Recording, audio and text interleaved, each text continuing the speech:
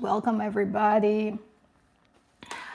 Good afternoon to you all. Welcome to another The Laundry Line. This is episode 2.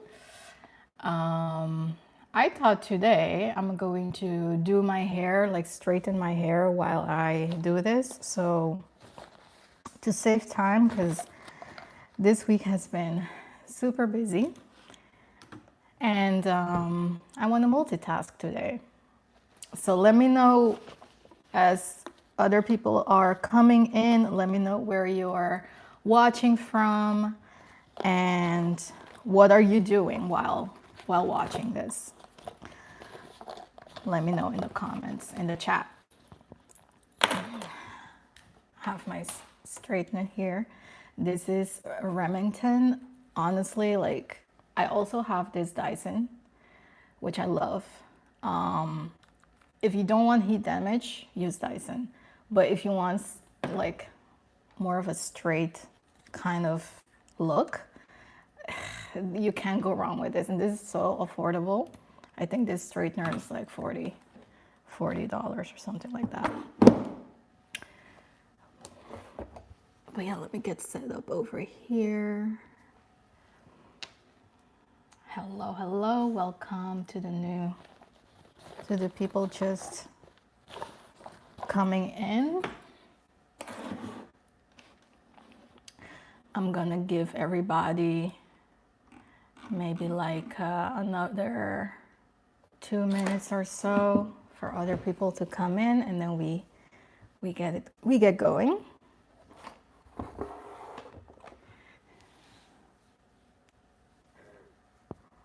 Is the chat working? Did someone say something in the chat? I can't see. Or did...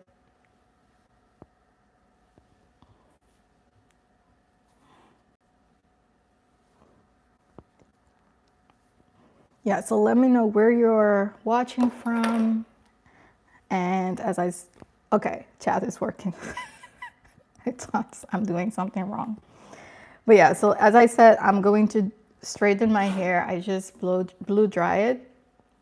I'm going to straighten it while I do this. And so I'm not just, I don't know.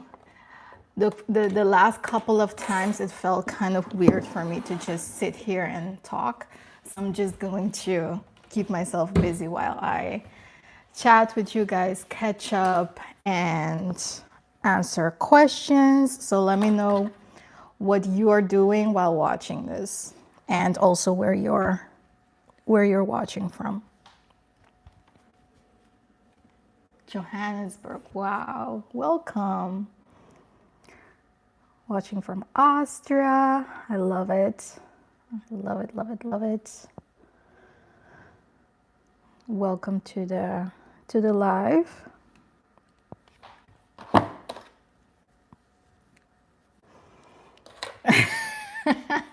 I hope she's been better. So Maggie asked how Frida is going to behave today. She's been doing better. I think last time she just had her period. So I think her hormones were acting up. So I just got back from a long walk with her. If she starts barking, I'm going to ignore it, because usually when I do that, she will stop. Like if I give her attention, she will continue. Hi, DMAC from Cambridge, England. All right, we got our European representation today. Where's my Americans at? Which city are you watching from? And also, I want to do like I want to do a check-in, because the last couple of times I was like not super happy with the structure of the live streams. Of course, I was just starting off with the whole idea and had to give it a try a couple times. But I just hate it when I ramble without any kind of structure. That's the A type in me. So I thought of like a couple of sections or segments to do in the live stream, so we have some more structure, and you guys also know a little bit more what to expect from the live streams. So let me tell you the segments, and then we will start with the first one. So the first one, and I gave all of them like the laundry kind of branding, or things that kind of has to do with doing laundry. So the first segment is pre-wash check-in. So like I want to know like how you guys are doing. I'll also give you a brief check-in of what's going on with me, maybe any life updates, things like that. But more so like leave in the chat just one word that will describe how you're doing. So it can be an emoji, it can be one word, it can be like something like I'm thriving. That's what we all want to hear, to be honest. But life be lifing, so you can also put surviving or struggling or excited, like, so along with the city, just let me know how you're doing. Let's do a quick check-in before we get into the heavy load, which is the second segment. The heavy load is like the chunk of the live stream, which I'm going to every time like pick one topic and then really unpack that. So today I'm going to talk about grief. I think if you follow me on Instagram, you saw the teaser.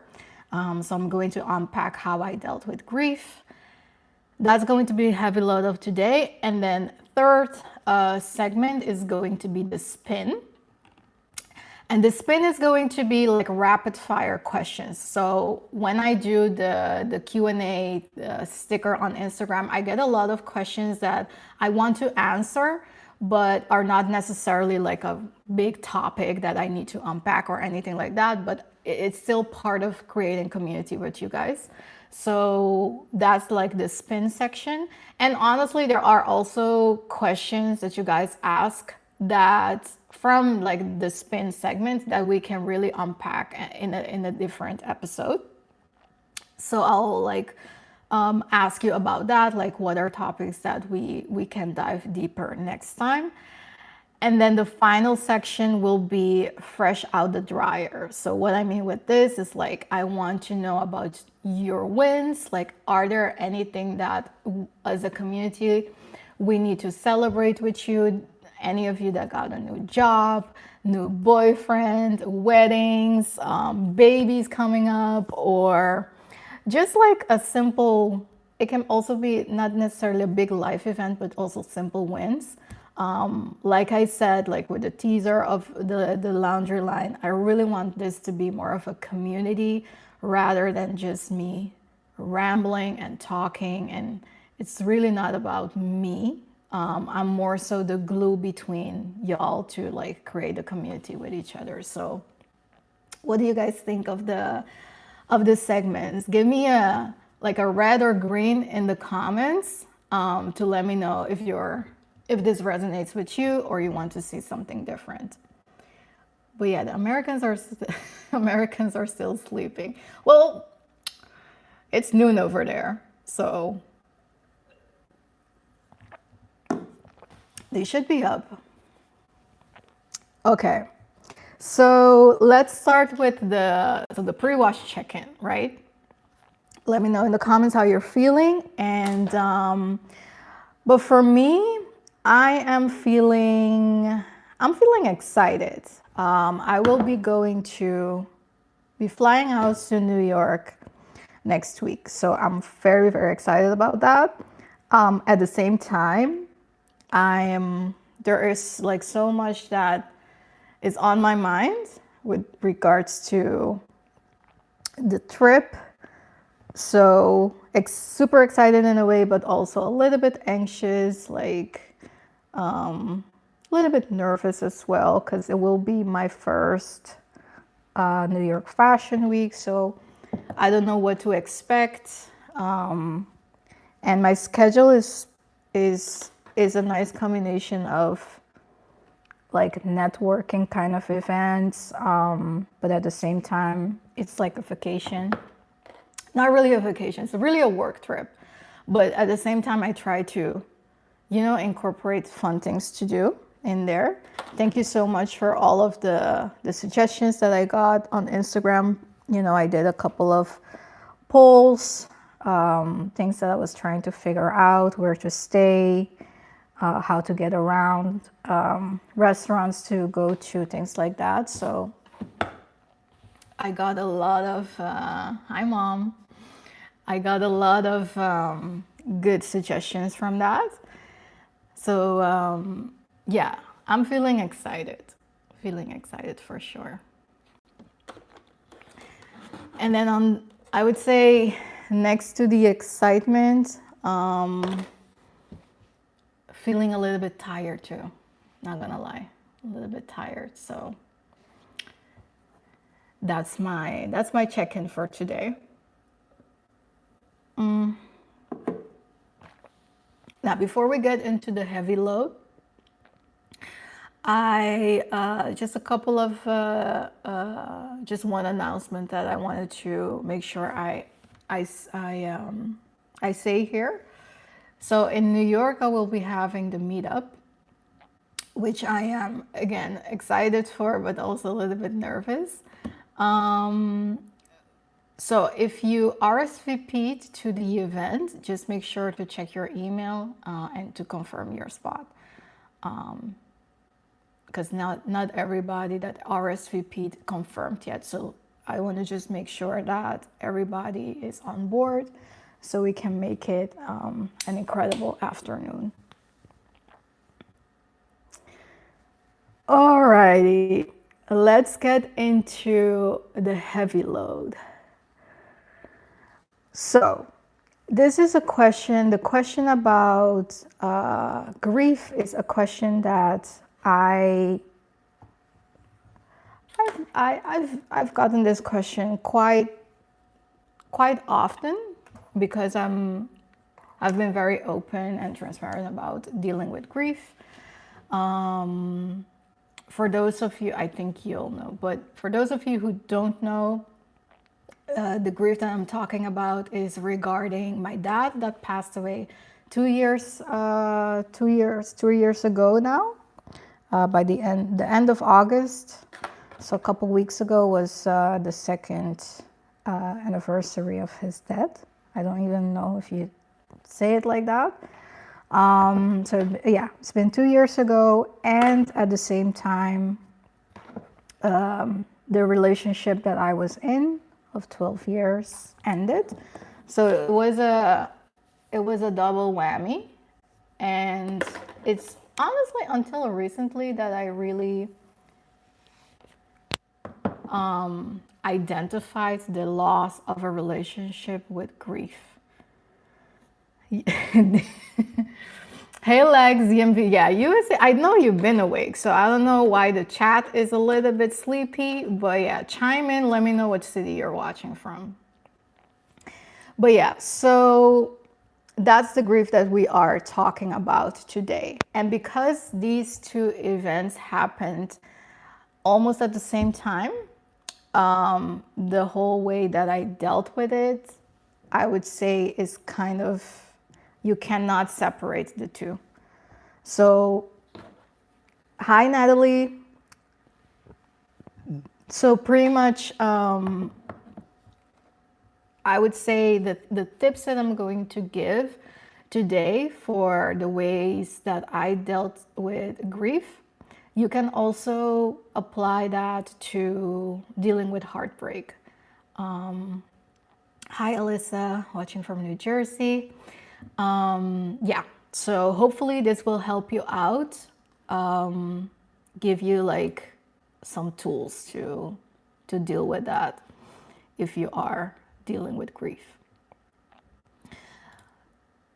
So I would say as I'm going along, I would like to know if this is a topic that you guys are not necessarily interested in, because I'm going to talk about it, but have you dealt with grief recently, or are you dealing with grief at the moment? Leave a heart, like a purple heart or like a black heart in the chat, so I know if this is something that will resonate with how many of you. Hi, Tanya from Canada. So yeah, before I get to it, leave a heart, so we can also send you some healing energy your way. Okay, Maggie, I see you.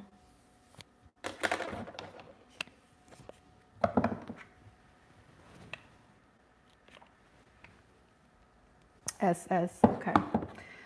Sending you love and light, girl. Who else? Before we get into it, let me know.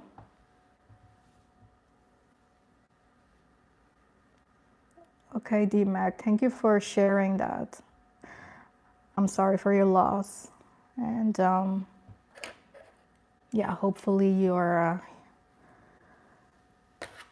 thriving at this point. It does get easier, but it doesn't. It goes in waves, I would say. That's at least my experience. Okay. I see you, Tony. All right. What I'm going to do is share, I think I see the grief process in 3 stages, you can say. So the shock, the messy middle, and sunshine. I call it sunshine. And I'm going to tell you where I am now, where I come from, and then where I am now, and the journey that got me to where I am now. So let's start with where I am now, because I think that's like the best. We want to start with the positive. But at this moment, actually last week, I did my final therapy session, which was such a accomplishment in a way. So I've been in therapy for 1.5 years, and it's been definitely a journey. And so last week was my final session. So that's also the reason why I thought this is the perfect timing to do this topic, because I feel like I graduated or something like that. Obviously, like, therapy is something that you can always keep using it. It's not something that you're healed, anything like that. It's really a process. But for me, the reason why I went to therapy, I feel like that part is solved in a way, and we can put a bow around it, and so that's the stage where I'm at right now. But before I give a little, some more context around that, let's go back to 2 years ago. So 2 years ago, that was the shock moment, right? So even when somebody that you love, even when they pass away from a disease like sickness, even if they have been sick for a while, it's still, whenever it actually happens, it's a shock.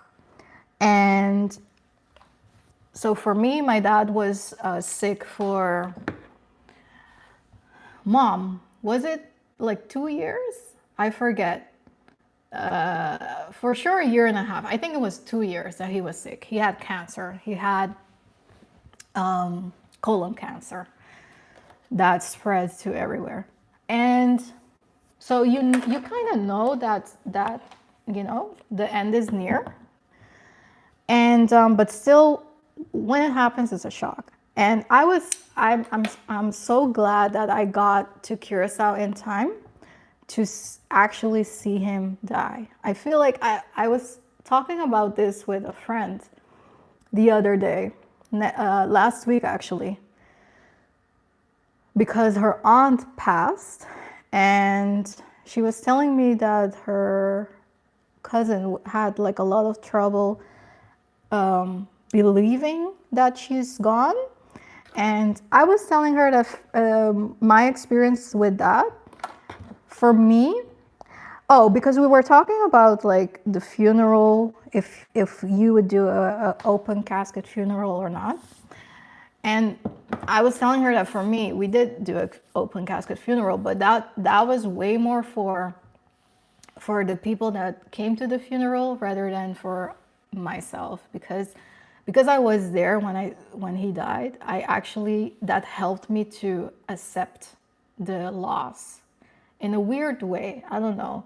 Of course, I don't know how I would be if I didn't actually see him die. But I literally saw him like take his last breath.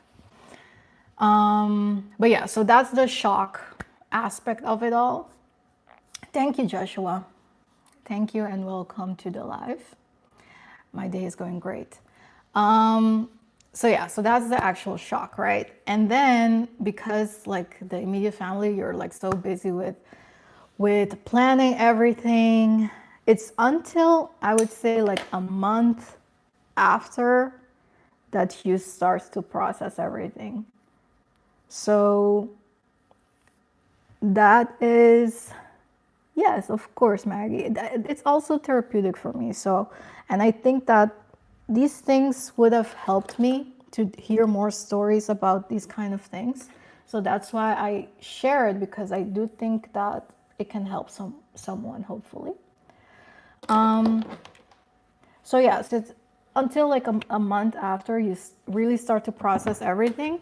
And one thing that I didn't know, this was the first death that I experienced so close,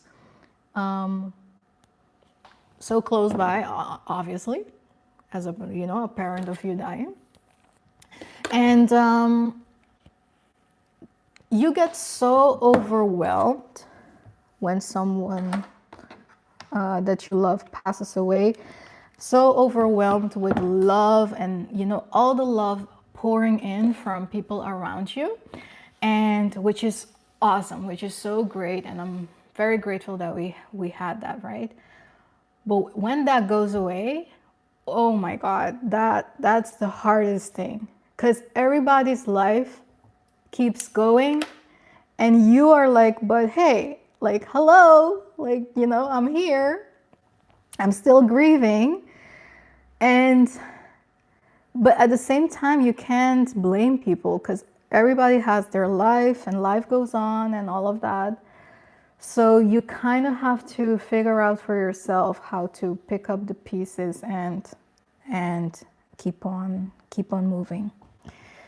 And at that moment, I also, so almost 2 years, yes.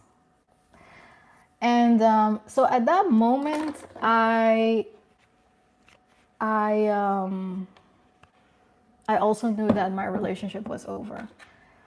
So it was like so much at the same time that I was trying to figure out, while at the same time processing grief, which is like, it's like two different types of grieving at the same time, that my brain could just not understand.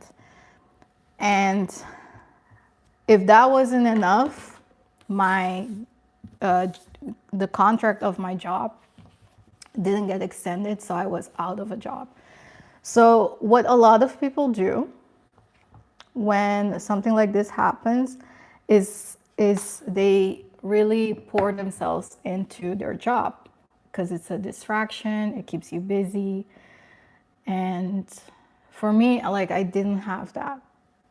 So I was literally, from one day to the next, because the job thing was like a week after the funeral, or 2 weeks, I think, at the most. So for you go like from one thing to the next, it was just an emptiness. It was so empty that I don't know. If I look back at it now, the difference, the growth that I've been through in 2 years is just incredible. By the way, so the diagnosis of me with the psychologist was PTSD and depression. So to give you an idea of maybe the symptoms as well. So, but the shock aspect was like more so the depression. The PTSD came after.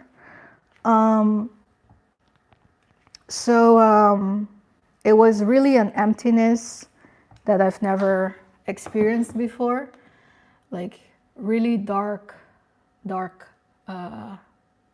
thoughts and all of that. And I would say, luckily, that didn't take if I look back in the moment, for me, I was like, when am I going to get out of this? I really didn't see a way out. But when I look back, I'm glad that really dark period only took a month. And I say only in quotation marks, because honestly, in the moment, it's like ages. So that was the shock period for me. Now, the messy middle, I would say the messy middle is once I got myself out of that dark period, the period of like literally laying flat, doing nothing, right? So days that I wouldn't even shower, like I couldn't even do that. And once I like kind of got out of that, then I started to give myself kind of little tasks for the day to, try to get some kind of routine. I started therapy after, because here in the Netherlands, there is like waiting lists and stuff like that. The process of actually getting a therapist and deciding that I want to do that, and all of that took at least, I started therapy in March, so that took like 8 months. So once I started that, I would say that's the beginning of the messy middle for me. And then that period, I would say, for me, when I started to see sunshine, that I was like, okay, this is working. Something it's going in the right direction. Light at the end of the tunnel. I would say that's maybe 6 to 8 months into therapy that I started to feel that. And then really feeling my best self and the sunshine and all of that. That was only since June. And I will tell you why in a little bit. But that's kind of the way that I've, when I look at it back, how I see the journey going. Hi, Betty, welcome. Thank you for being here. Where are you watching from? But let me know, okay, so let me know in the comments, where are you at? For the people that said that they are still dealing with grief, or they had experiences with grief, let me know in the comments. Are you in the shock phase? Are you in the messy phase? Or is there sunshine? So comment shock messy, or sunshine? Let us know in the comments. Okay, UK. Okay. I love it.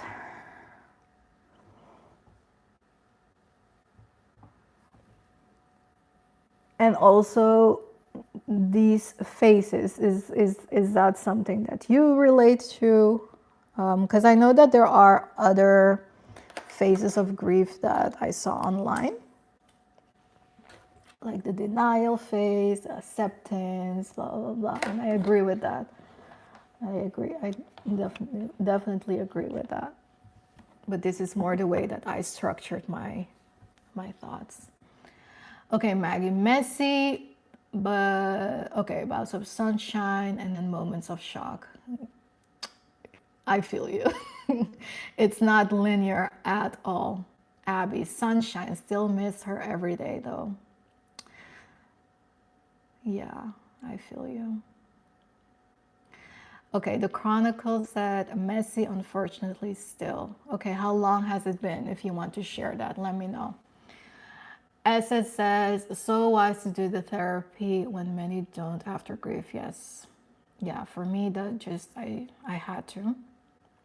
But I understand there are a lot of, it's not easy. It's very brave for people to do therapy because it's so confrontational sometimes. It's like a mirror, and not everybody is ready or willing to do that. But the benefits of it, I can definitely recommend that to everybody. If you really put in the work yourself, though. So not just going to therapy, but the work that you have to do on yourself as like the homework, that's also very important to really get all the benefits out of it. Okay, the prickly ones says Puerto Rican girl living in Kentucky. Hola corazón. Sunshine and very blessed. Okay, I feel you. Love it. Verity, sunshine, nice. We love to see it. I was under a black and messy hole back into it, but God is okay. God is good all the time. All right. Okay, so let me give you, first I'm going to give you some beliefs that I had to debunk, and then also what actually worked. So kind of like give you a toolbox of things that can maybe help you out. And like I said, this is for grief, actually someone dying. It can be a human being, it can be a pet, it can be, like I said, heartbreak as well, because heartbreak is also some kind of grief. So beliefs that I had to debunk is that, like I just said, it's a linear process, and it's not. It really is not. Like I went through all the different stages of grief back and forth. Like when I thought, okay, the sadness is gone, okay, let me move to the next stage.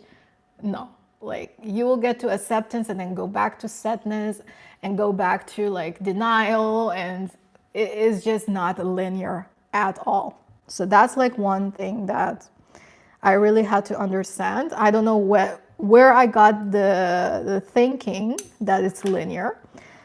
Maybe it's because a lot of people say, oh, it will take time. That's another thing that I will say after this. Things that I hated hearing. And it will take time is one thing that I just hated so much when people said that. It is true. It is very true, but I just hated hearing that. But anyway, the second belief that I had to debunk was that you are not allowed to be mad at someone who's dead. And I just felt awful. I felt awful that I was mad at my dad because he wasn't here yet. So I felt like I can't, I'm not allowed to be mad at him because he's not here to defend himself or to give his side of the story or whatever. So that's like another thing that I had to debunk. Okay, so things that actually worked. Let me get to the list. I have quite a lot of things, and I will try to, like I said, some of the things were more so relationship related, and other things were like strictly grief. But I cannot take those out of, like, separate the two because it happened at the same time. But also in therapy, I discovered all the intertwining of the relationship that I had with my dad and the relationship I had with my ex, which was all like, which wasn't good. So yeah, we tackled those at the same time, which was super effective. Okay, things that actually worked for me was when friends and family reached out, just because, like, just wanted to check in and reach out to me and see how I'm doing. If you have a loved one that's going through, that's dealing with grief, really, like, just sending a text message asking, hey, how you doing? Or would you want to go for coffee? One thing that didn't really work for me was people that said, let me know if you need help with anything. You know what? When you're depressed, you can't think. Like, I literally could not think what I wanted, or if I needed help with anything. So if you have someone in your, a loved one that's going through it, that's, they're depressed, or, it's oftentimes we say it's on the person also, which is true. It's on the person also to seek help, of course. But if you are they're very near and dear to your heart, I would say, like, just asking someone to, let's go for coffee, let's go for a walk. Don't necessarily put the burden on them to figure out what they want to do. Do you get what I'm saying? Like, especially in the beginning stages, after a month or two, like, yeah, honestly, the person also has to reach out and ask for help, which is something that I learned to do. But in the first few weeks, it was so helpful for people around me that really cared, to just take me out, for a walk, just call, just talk about stuff, or even bring up the elephant in the room. Because there are people that, love them to death, but they just do not know how to talk about these kinds of things. And it's just that awkward kind of conversation. Like, they want to check in and see how you're doing, but they just don't know how. And I rather you say, hey, Tess, like, I want to check in on you. I don't know, I find this uncomfortable or whatever. Just mention it, but don't beat around the bush or, like, make it awkward. Because then for the person that's grieving, it's like so much pressure on them, or the burden is kind of on them to bring up the topic while they want to talk about it. So just bring it up and talk about it. Sometimes it's just even the acknowledgement that already helps. It can be a conversation of 5 minutes and then you're good to go. But yeah, that's just something that I learned, how to also show up for others when they are dealing with grief. And honestly, this is something I don't take anyone personally, really. Well, some things that I did take personally, to be honest. I'm not gonna lie, because some things you just don't do. But in general, I didn't take it personally, because I didn't know how to deal with this until I went through it. It's like one of those things that, yeah, you learn how to deal with it by when you experience it. It's not something that you can read in books, or yeah, it's just no other way around it. Okay, number 2. What also helped me to get out of the depression was to have one task a day. So as I said, like there was a short period that I didn't even get out of bed. I will get out of bed and go to the couch. So from horizontal, walk to the couch, go back horizontal. Yeah, that was literally everything that I could do.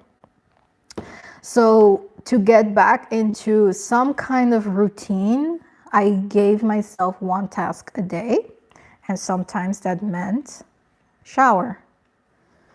Just shower today. And little by little, I started to create a routine that I can, the night before, I can be like, okay, tomorrow I'm going to get up and at this time, shower, and then do this one thing. Maybe it can be get the things out of the dishwasher or put the things in the dishwasher, like really small tasks like that. The reason why I needed to do this is because I was so overwhelmed with a lot of thoughts in my head. Everything had priority. I just could not see what I needed to do. So by structuring my thoughts in this way helped me to feel like I'm in control in some kind of way. So yeah, one task a day, and then the next step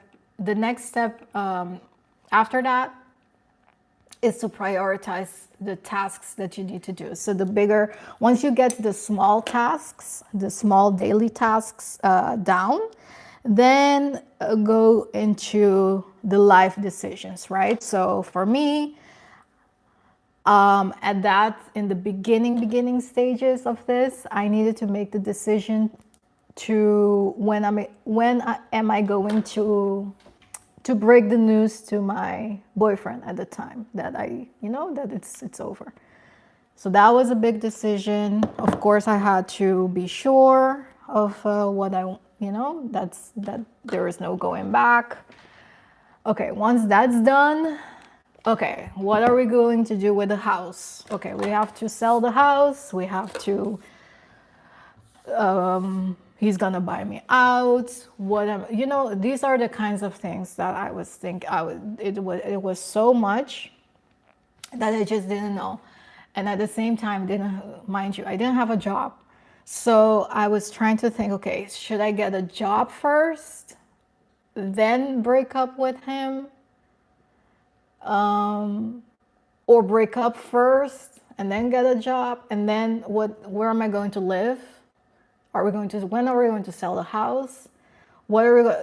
Everything. So I was like, it was kind of a chicken and egg wheel in my head the whole time that it was driving me crazy, like literally driving me insane. So I decided I had to prioritize.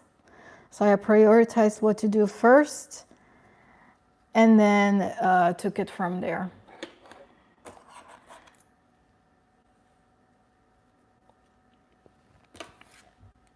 Okay, let me get to a couple of comments before we continue.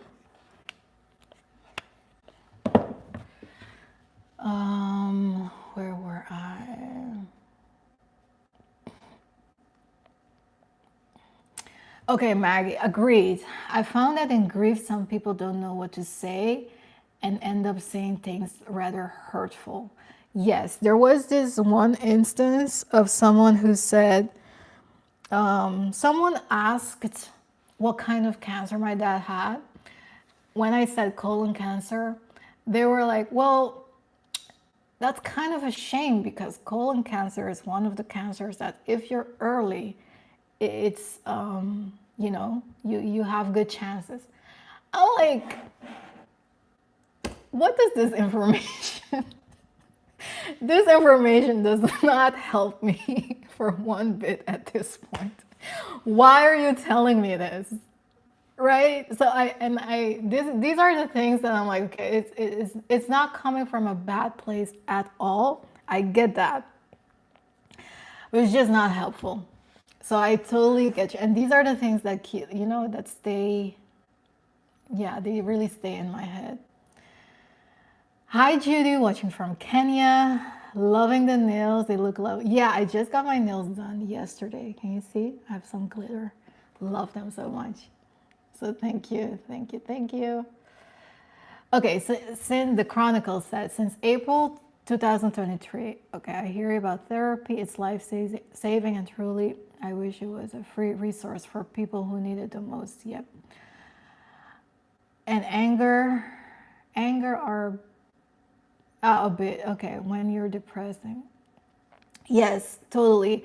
I really wish that well, here in the Netherlands, it's kind of good. Like my therapy was free. I only had to pay my deductible because I was referred to the therapist from my doctor. But for some people, it can be a really a process. So and there are waiting lists. So if you're if you're dealing with something that's very acute, I feel like there should be easier avenues to get to a therapist because it can really be life-saving for a lot of people. And anger is a thing. Like anger, okay, I totally forgot to charge my phone. So I'm going to switch. I'll switch my microphone a little bit so I can charge the phone. But yeah, anger. I heard this in a sermon the other day. Anger and love are two emotions that are so intertwined with each other. It's crazy. And also like with grieving on top of that, it's a lot. Yeah, and guilt too.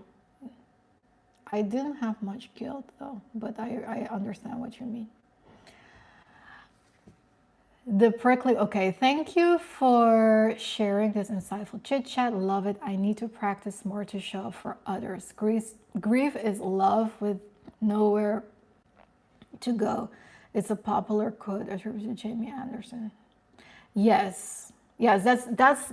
I think that's something that I just heard, and what I was referring to. Grief and love, that those two emotions, it's so, yeah, so close to each other. Grace said, hi Teslie, I always get inspired by your dressing and styling videos. I truly appreciate them. Thank you so much. I love this. And I was thinking of doing also a couple of a fashion segment in these lives, but I don't know, I feel like I'm more than just fashion, and I want to connect with you guys on other levels as well. But thank you for that. Okay, SAR123 said, where are you from? I'm from Curacao, Caribbean island. Yeah, I don't know how to pronounce your username, but yeah, why would someone say that? I don't know why either. But some people just say stuff. they have a hole here, and things come out. It's just crazy. But yeah, okay, let me get back to this. Another thing that helped me was to also be picky about what events or things to go to, what people to engage with. It's as a reformed people pleaser, I don't consider myself a people pleaser anymore. But that's something those are like things in your nature that don't ever, I feel like, go away 100%. So you gotta be vigilant about it. But I was such a people pleaser. And I used to do things for others so much So I would go to stuff or do things for others to people please. And because at that point, or like this whole experience, it's crazy that I call it an experience, but this whole event thing, what happened, is I just was barely, hanging on to a thread. I feel like some days that I just could not be there for others. And I really had to make decisions as to what am I going to go to? Do I do stuff for others because they want me to do it, or do I do stuff for myself? And at first, still, it feels very unnatural to me. But at the beginning, very much so. I felt like I was being selfish a lot of the times. I was like, yeah, I can't do this. But now I'm learning to show up for myself before I can show up for others. So make sure that my cup is filled before I can fill someone else. And it's kind of the thing that they tell you on airplanes, that you have to put your mask on first before you can help others. And that's so true. That is very much so true, but it's in the moment, and I can rationally understand all of that. But in the moment, it can still be, it was very difficult for me to do it. And it still is. It's getting easier, much easier, but it's still something that it requires daily reminder for myself to not fall back into that people-pleasing pattern. Let's see. The next thing that really helped me is to organize people around me. And what I mean by that is, who do you have in your closed circle? So people that are, I feel like we all have like this core. I feel like we all have this core group of people that are in our immediate circle. And then we have our community, you can say. So the people that are like super, super close to us, you have to pay attention to who you allow in your inner circle.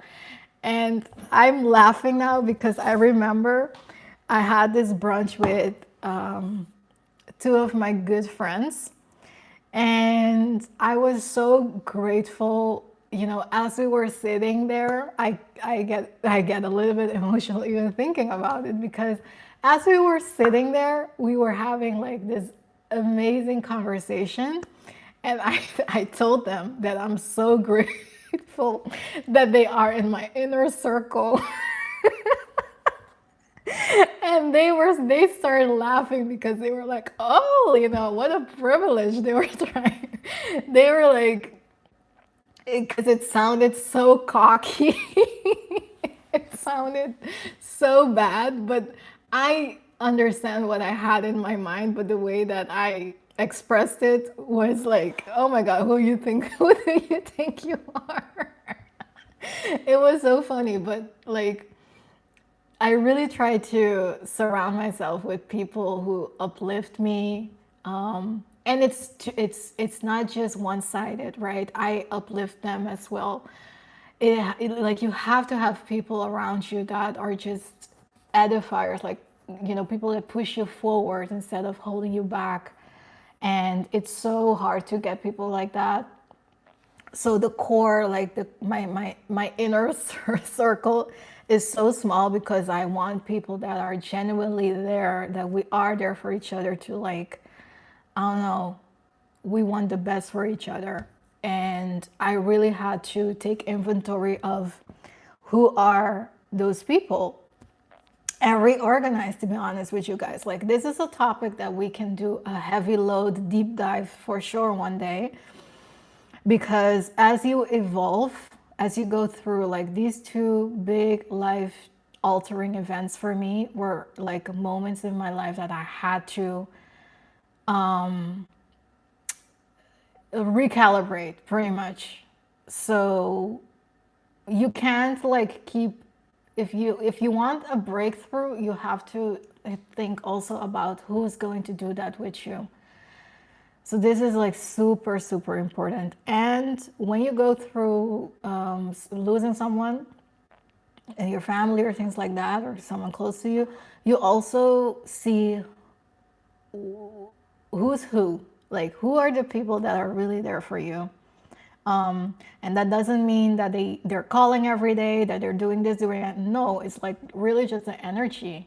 Some people are there in spirit. You can feel it. Like, I don't know. I didn't need for people to call me every day for me to know that they're there for me. And there is such a difference between, when it comes to that. So yeah, really take inventory of the people around you and recalibrate, reorganize if you need to.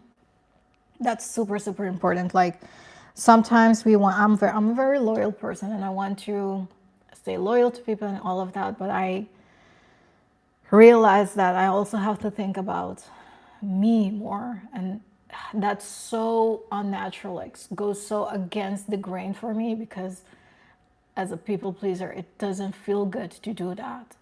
It feels like you're selfish, and you know, it's sometimes even just voicing that is still hard for me. But that's something that really helped me.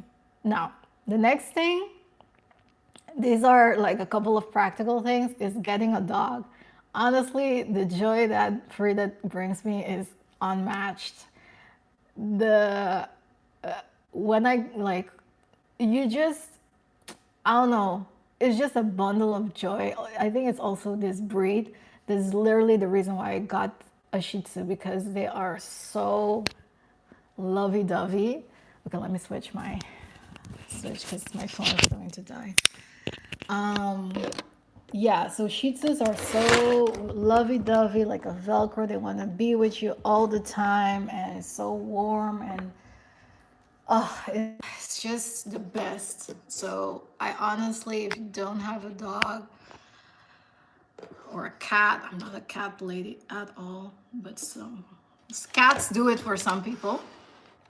But I would say getting a pet, just a reason for me to wake up in the morning and I needed to take care of something. That is just, yeah, that literally, I feel like that dog literally saved my life, honestly. Because I had to walk her, I had to go outside at least, well, in the beginning, 5 times a day, because she was a puppy. So I had to train her. I was busy with something else other than myself. That was honestly the best. So yeah, I cannot recommend that enough. The next practical thing is that I cut my hair. There is like something about hair. If you're, spiritual person, the story of Samson. There is, I don't know, I feel like there is energy that is retained in hair. Maybe it's just a belief that I have. I don't know. But it's, I just felt like my hair was so, I think my hair at that point was the longest it has ever been. My hair was super long and very healthy as well. But I just felt like I needed something different. And I was like, you know what? Let's get rid of it. And yeah, never been back ever since. So I'm actually like, I don't, this length is okay, but I was even contemplating of getting it a little bit shorter for New York, but it is what it is. Anyways, um, my mom wanted me to do the side part, but I don't think so, Mom. I'm sorry. But anyway, so I cut my hair. That's also a thing that I was like, you know what? I'm over this hair. I want to do something different. So let's get rid of it. So that's what I did. And I don't know, it felt so liberating to me. It felt like it's a small thing, but it was symbolic in a way. It was just like, it's a new era, it's a new me. I'm ready for the world, even though I wasn't at that point yet. But these are just all things that it's really a process. You can't do one thing and then you're there. It's all little puzzle pieces that you put together to get to, a more healed version of yourself. Okay, let me go a little bit quicker through these. Journaling is another thing, and not just journaling, but gratitude journaling. Because when you're depressed, you don't see the light, right? Everything is negative, and I've always been such a positive person, so I just really did not recognize myself at all.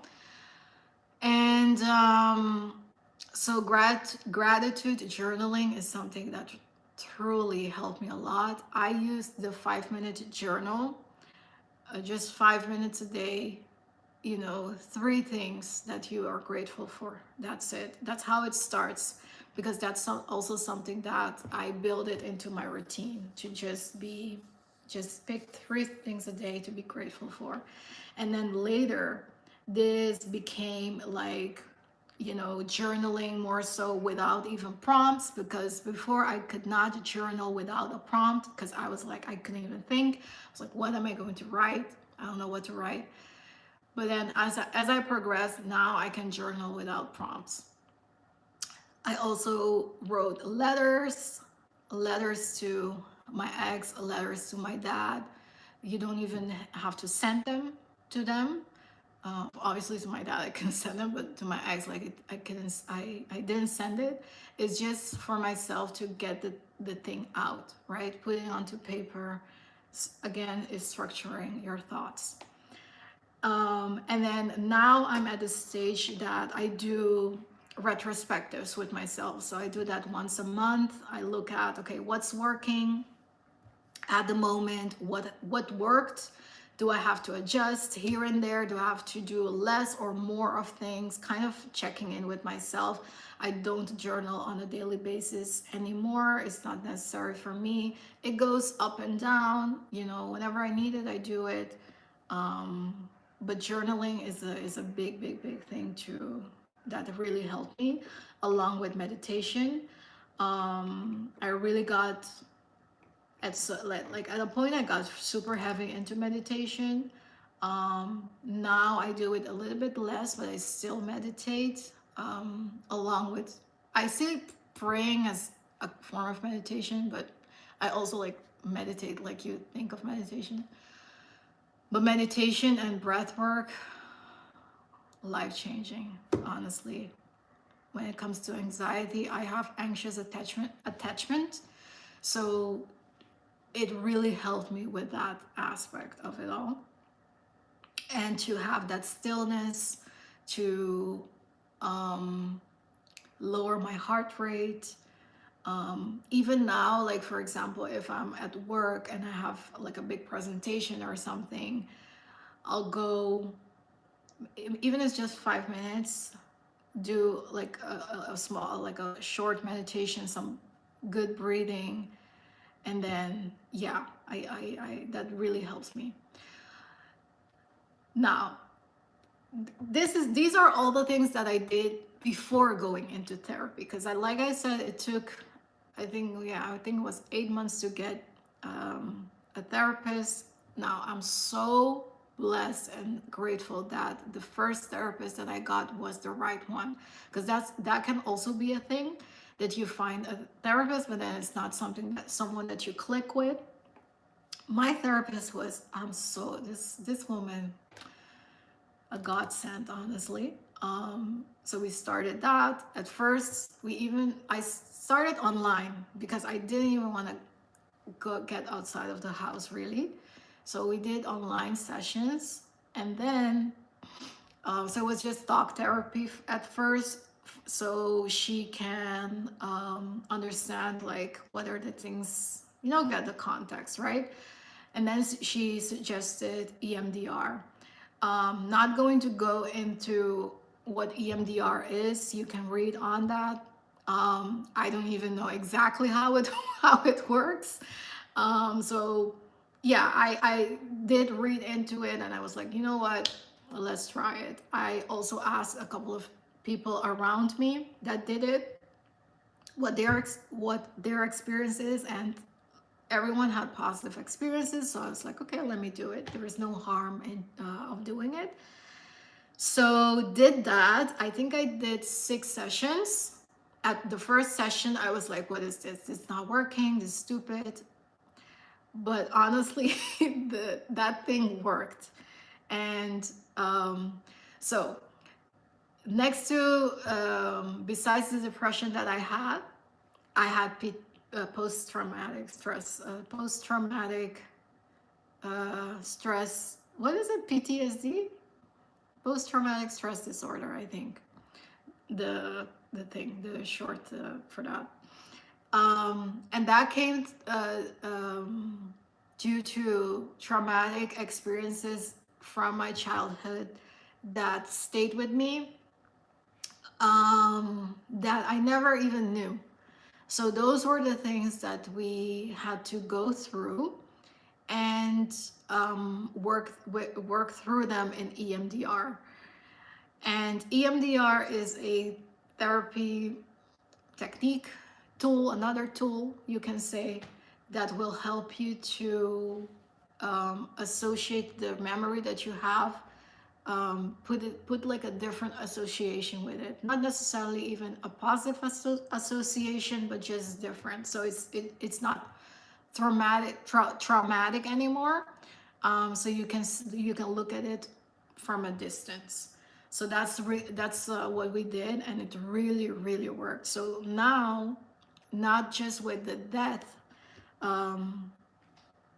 of my dad, but also with experiences that I associated with him, I can look at it from more so a distance and have much more compassion and understanding, instead of judgment, anger,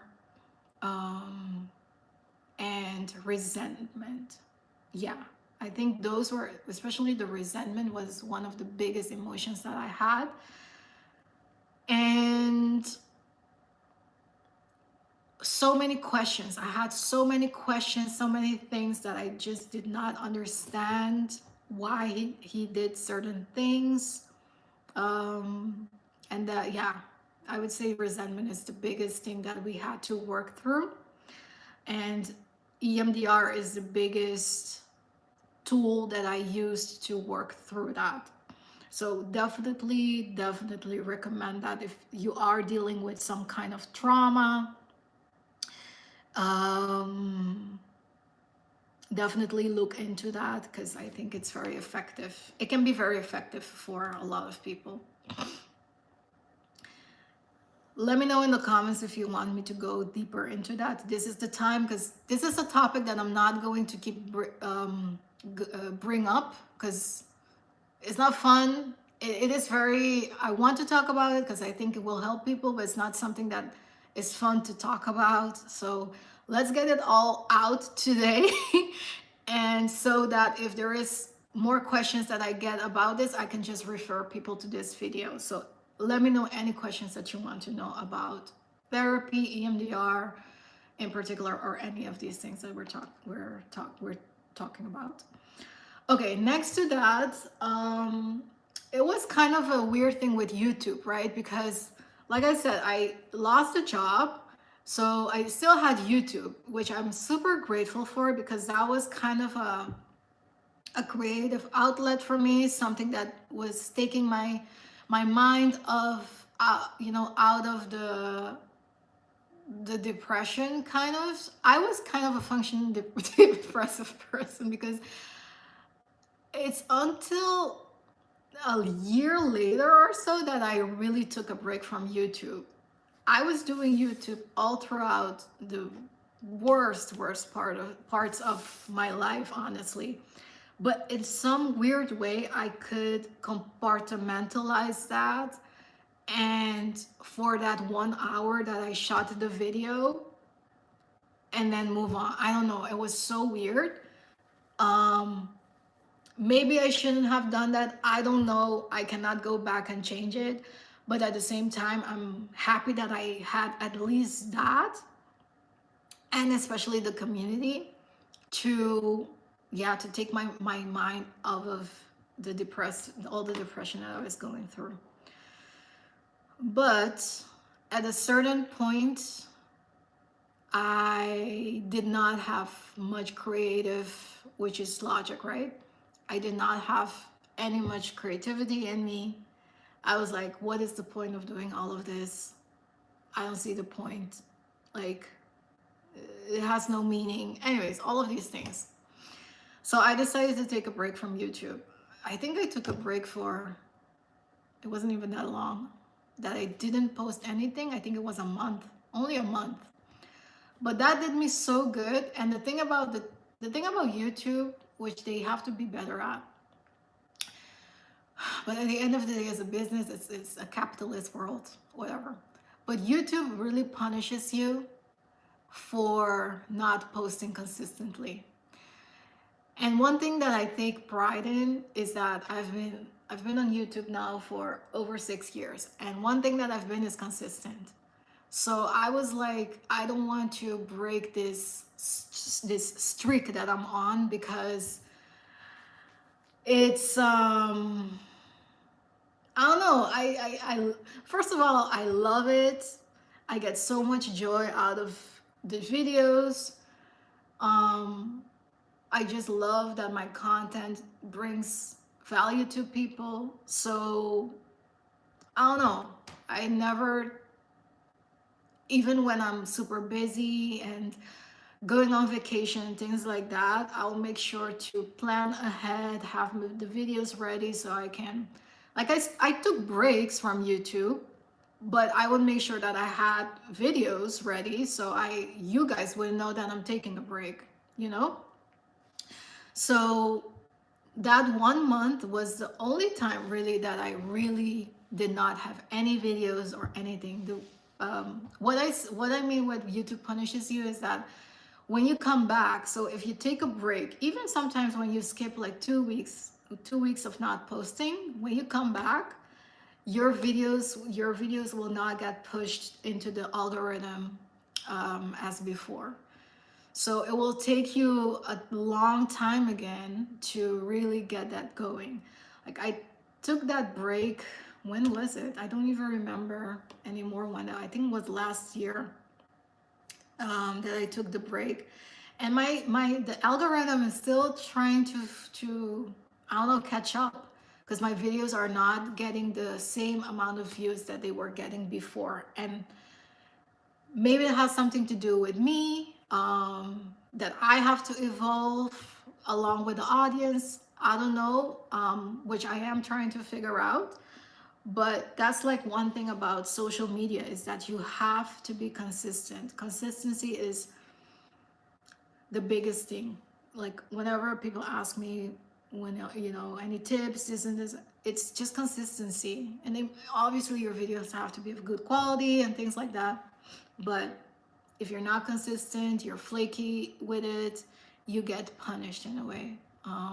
Even if you've been consistent for 5 years, but you take a little break, when you come back, it will take at least 6 months again to really get things going. But yeah, that break for me was so necessary, because I just had like, I wouldn't say a burnout per se, but just creative wise, I just didn't have much ideas. I didn't feel inspired, and I just needed the time to sit with my feelings and process everything. Another thing that helped me was to go to Curacao. I went to Curacao last year in the summer for a month. No, longer than a month. I think it was a month and a half, almost 2 months. And of course, um, that's always helpful, because going for me, that's going back home. So it was also scary in a way, because you're going back to where the trauma happened. So that's kind of also the weird thing, because I didn't live where my dad, was for a while. Um, when I came back to the Netherlands after the funeral and all of that, you kind of feel like you're removed in a way. So when I went back, it was also confrontational in a way, because it was the first time you're going back and the person is not there. So again, like, um the feelings come up and all of the things that come with that. So that was a big healing process for me as well. But another healing thing for me was to not go to Curacao for Christmas. So one thing that I had in my routine for going on 15 years was go to Curacao every Christmas.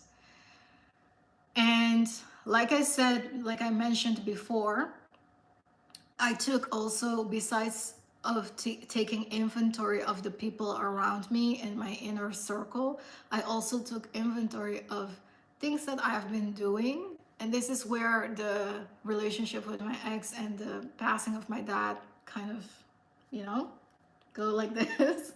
um, take inventory of what have I been doing for myself, and what have I been doing because I was in a relationship, or because I was pleasing others, or things like that. And going to Curacao every single year for Christmas was one of those things that I was like, why am I doing this? Am I doing this for me? Am I doing this because the other person always wanted to do it? Am I doing this for my mom? I'm sorry, mom. I'm sorry you have to listen to all of this, by the way. But it's your choice to tune in. And it's funny, because some of these things I haven't talked to her about, but it's okay. It's all good. It's a therapeutic session for us both. but but yeah, so the next thing that I would say is doing things like just intentionally, or not doing things also intentionally. Just being more intentional about things, I feel like, is a way to deal with grief in a healthier way. So not be on autopilot, but really think about things that you do. And people should do that, period. But sometimes it takes moments or life events like these to really help you to take a minute and assess your life, and make better decisions, to be honest. And while I was in Curacao, so last summer that I did go to Curacao, one thing that really helped me, that was healing to me, still is my dad always loved to eat. He was a big foodie. I think that's where I get my foodiness from. So I went to places that he always loved to go to, eat the dishes that he always loved. Like, even now, if I think about, my favorite dish that he used to make, which is curry goat, it's that makes me miss him so much, because like those things that are so tangible that you will never get that again. Like, I will never. One thing that was super hard for me is that he would call me. He would call me. Actually, more, my mom doesn't call me. I call my mom. My mom My mom apps with me the whole day. But my dad used to just call me in the just middle of the day. I would be at work, he would just call. And that's the thing that was so hard for me to not see his name pop up on the screen anymore. And just dishes that he would make that I cannot, taste anymore.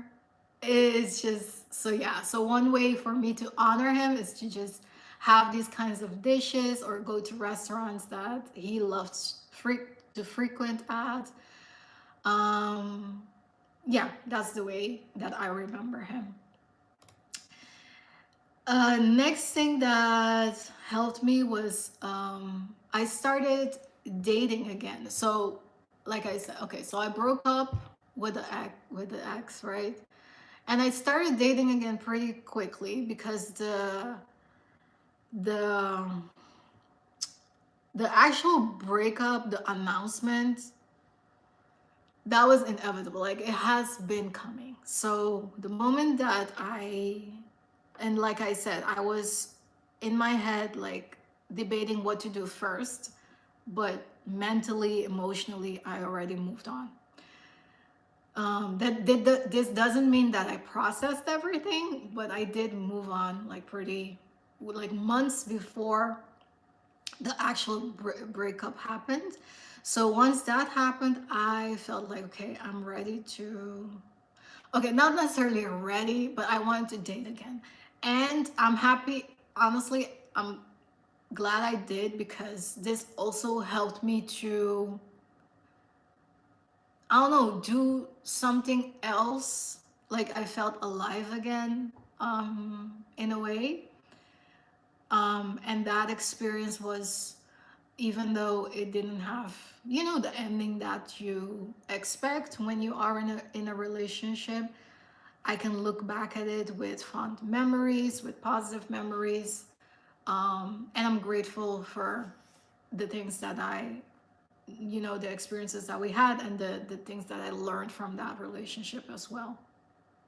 So that's also something that I would say, actually talked to my therapist about this last week that we wrapped up. She was like, she's very proud of me for not closing myself off for love, you know, even though that I've been through whatever I've been through, I still believe in love. I still am hopeful about love. And it is when you're dating that you experience stuff and that you grow, that you like she was like, I can tell you all of these things.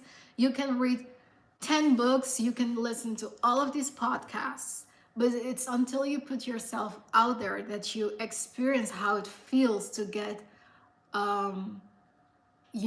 rejected, for example, or for someone to be flaky or to. It's how that feels is that it will help you to grow and to make better decisions. Even though rationally I know about all the things, I know, I've read so many books, and honestly, it's just insane. But you have to put that into practice. So that's why I say that dating is healthy. Like, of course, you don't want to put yourself in crazy situations, but I do think that it was a good choice that I made to start dating again. Um, Next to that is obviously I got a new job, which was another piece of the puzzle that helped me to, become more whole again. And I'm very grateful that I got a job that is so fulfilling. I love the job that I'm doing right now. And I have great colleagues. It brings me joy. I feel like my talent, my knowledge, the experience that I have is put to good use. I get challenged in my job. So honestly, I'm so glad that I took my time to figure out what I want, because that was another thing that when I was like structuring the thoughts that I had, the decisions that I had to make, um, I was like, okay, do I want to continue in this field? Do I want something different? Do I want to, I was even contemplating of moving to another country, moving to America, going to America again, or moving to Curacao, like going back to school even, or going to a different country in Europe. Like there were, honestly, the worst thing that you can have sometimes is options. It is a privilege, it's a blessing. At the same time, it can be a curse because especially if you're not in the right headspace, it can be a lot and so overwhelming. So okay, so getting the new job. Okay, next thing, check. Then the final it took so long to do the negotiations with my ex. Finally moved out. That was like the next piece of the puzzle that I was like, okay, now we have some kind of agreement, even though things were not finalized yet. Had some kind of agreement. Okay, we can at least we have the physical space, that we're not in this under the same roof again. So that got figured out. And then at the same time, I decided, I don't know why I did that timing, but I decided to get off the pill, which was another thing because I my hormones were all over the place, kind of still are, but it's getting better. But that didn't really contribute to all the emotions that I was feeling. And another thing that's also helped me is, along with therapy, I also did plant medicine. I did 2 trips of truffles, and I got 2 beautiful insights that I think that I couldn't have gotten that just in the normal role, right? So that's also something that, if you are a spiritual person, I would say look into that. There are many guided ceremonies that you can do and things like that, but it's just another tool in my toolbox that was so instrumental into me just getting the next breakthrough that I needed. The next thing, when I got the roof over my head figured out, I got the new job figured out. So finances were, a little bit more stable in that way, gave me a little bit more peace of mind. Then I started looking into my nutrition, started to work out more. I started to go on long walks with Frida, and that really helped me out because nutrition and depression, that's also like a thing that's so, related to each other. The things that you put into your body, also the amount of exercise that you get. Oh my god, I've totally forgot about this, but sleep is another thing that went away. I just could not fall asleep. That was so frustrating to me because I was someone that could sleep like this anywhere. I just could fall asleep anywhere. But when I went through the depression, I just couldn't fall asleep, or I would fall asleep for like 2 hours, wake up, go back to bed for like an hour or two. It was just so, yeah, unorganized. And because you're kind of so tired and for no reason, because you're doing nothing, but that's tiring at the same time. I just could not sleep, and little by little, that's the sleep came back. And I would say that's also what really helped me with that was the nutrition, but working out more, but also meditation, breath work, and things like that. Now, after that, Um, I broke up with the boyfriend that I had for a little bit. And of course, that's a heartbreak, but I, because of the things, the techniques, you can say, that I was learning, I was able to signal way quicker what are the things that I really need in a partner, what are the non-negotiables. And if those are not there, it's super, like, it's very disappointing, but we keep it pushing, right? And I'm able to deal with that grief. Like I said, that heartbreak is another form of grief. I was able to deal with that grief way quicker. I went on a solo trip to Italy. It was a trip that for my phone broke on that trip. So it was a digital free trip in the Dolomites. It was so needed. I was just there for 4 days with myself. It was the end of the winter season, so super quiet. I was in this beautiful hotel with a spa, and I was just there with my thoughts. Journal, journal, journal. I journaled so much, get it all out there, really process the breakup, the things that I really learned from that relationship, things that I want to take with me, things that, that I can signal next time a little bit quicker. It was so needed. And I felt like, okay, I'm getting closer to the best version of myself, I feel like. And so yeah, that was super, yeah, super helpful to get to that more healed version of myself. After that, I finalized the whole housing situation, so I moved out, but the house wasn't um, sold yet. So after the trip in Italy, the house got, the whole financing with my ex got figured out. So I got my money because I he bought me out. And pretty quickly after that, I bought my apartment.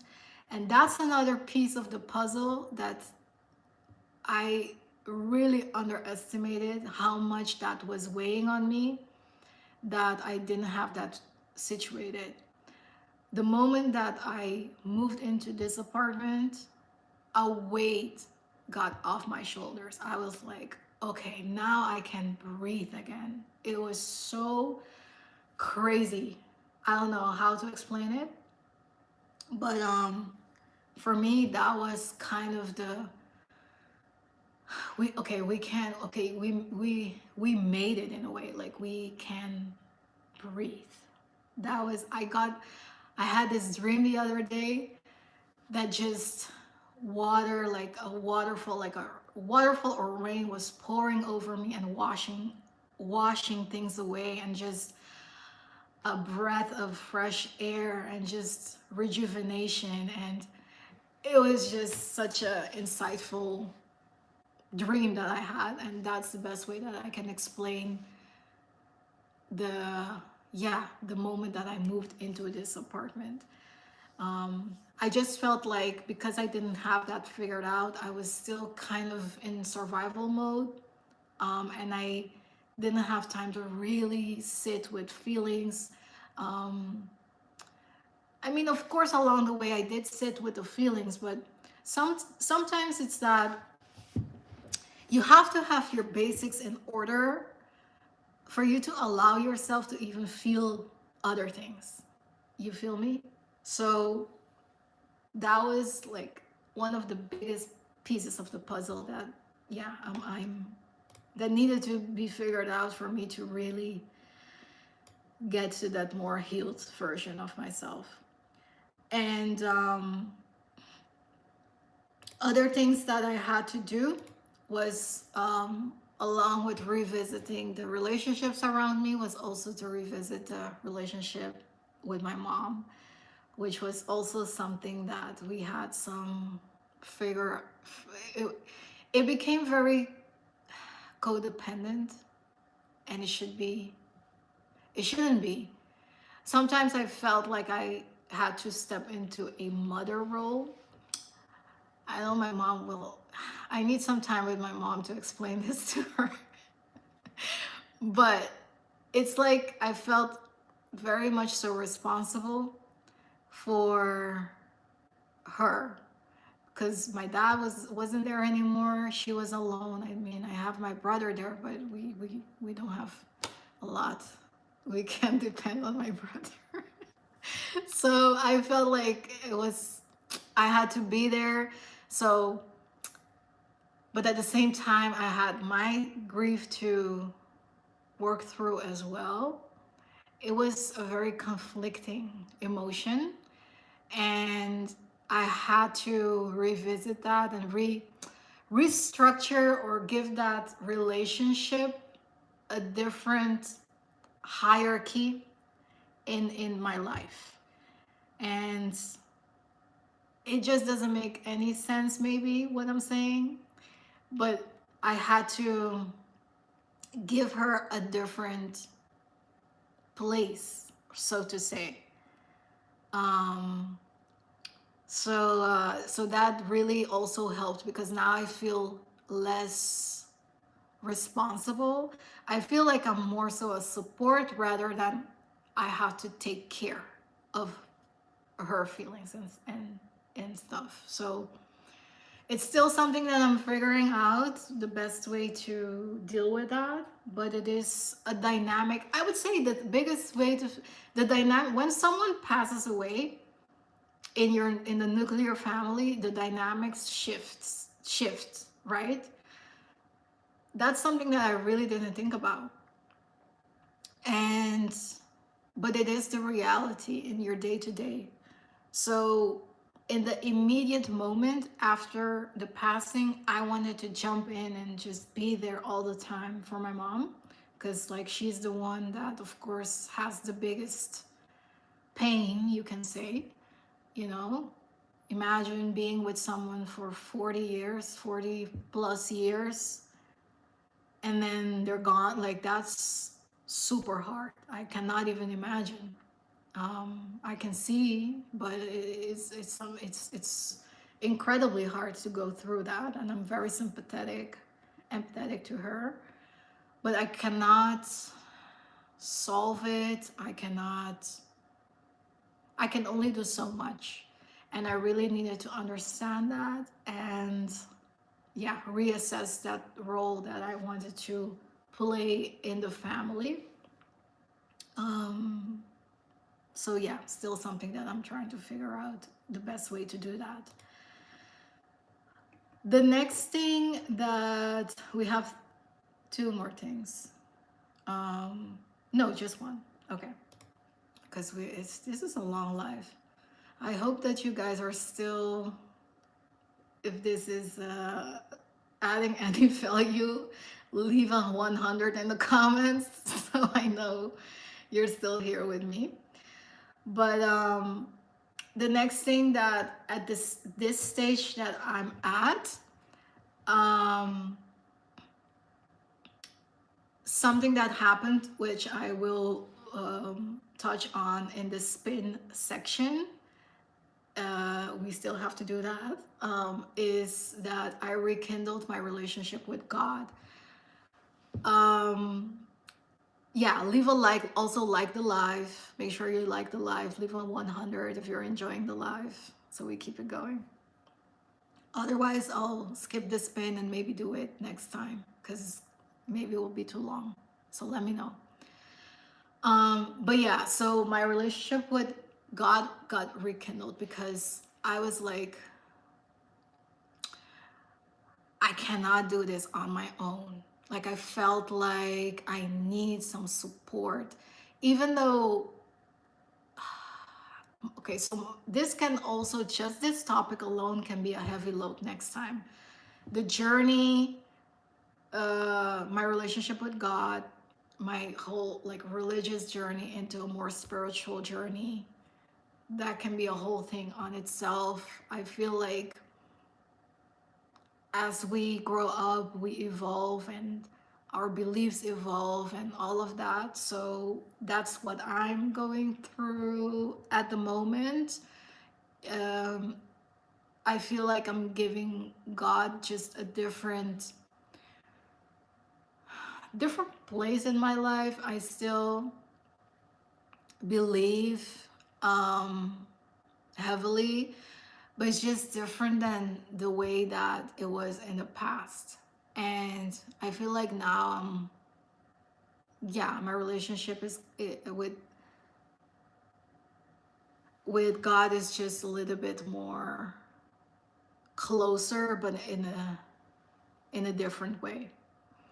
And that also is helping me to heal in, I feel like, a more holistic way. Like, I don't know, I feel like this whole list of things that I am mentioning are, I see it as a toolbox that I have that is like tapping into different areas of my life, and whatever like I'm needing at that particular moment, I can, go into my toolbox and then take something from it, apply it, and then, go to the next step.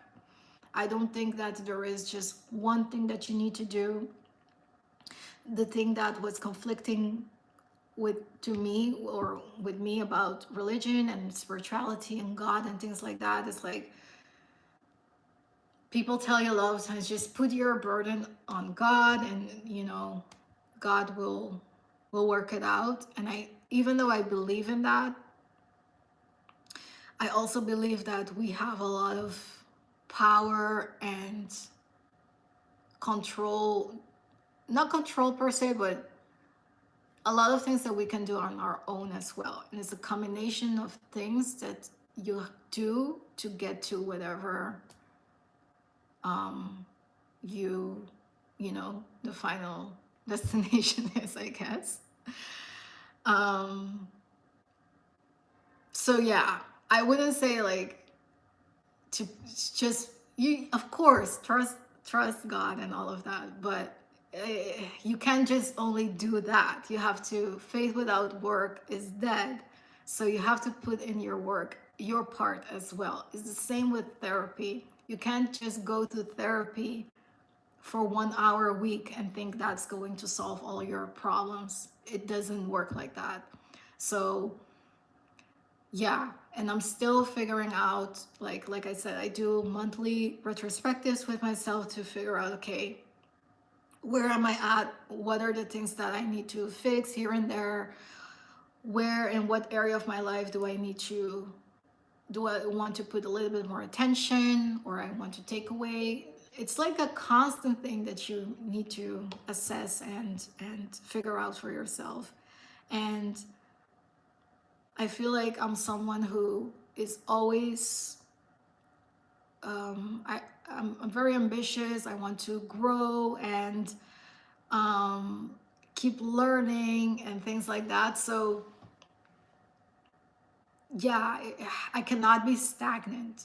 So yeah, constantly, even though I feel like I'm in the sunshine phase at the moment, there is still more for me to experience, for me to go through, for me to more healing to do. Like, I cannot wait to see where I will be at in like 2 years from now. If I look back 2 years ago, where I am at now is just a world of a difference.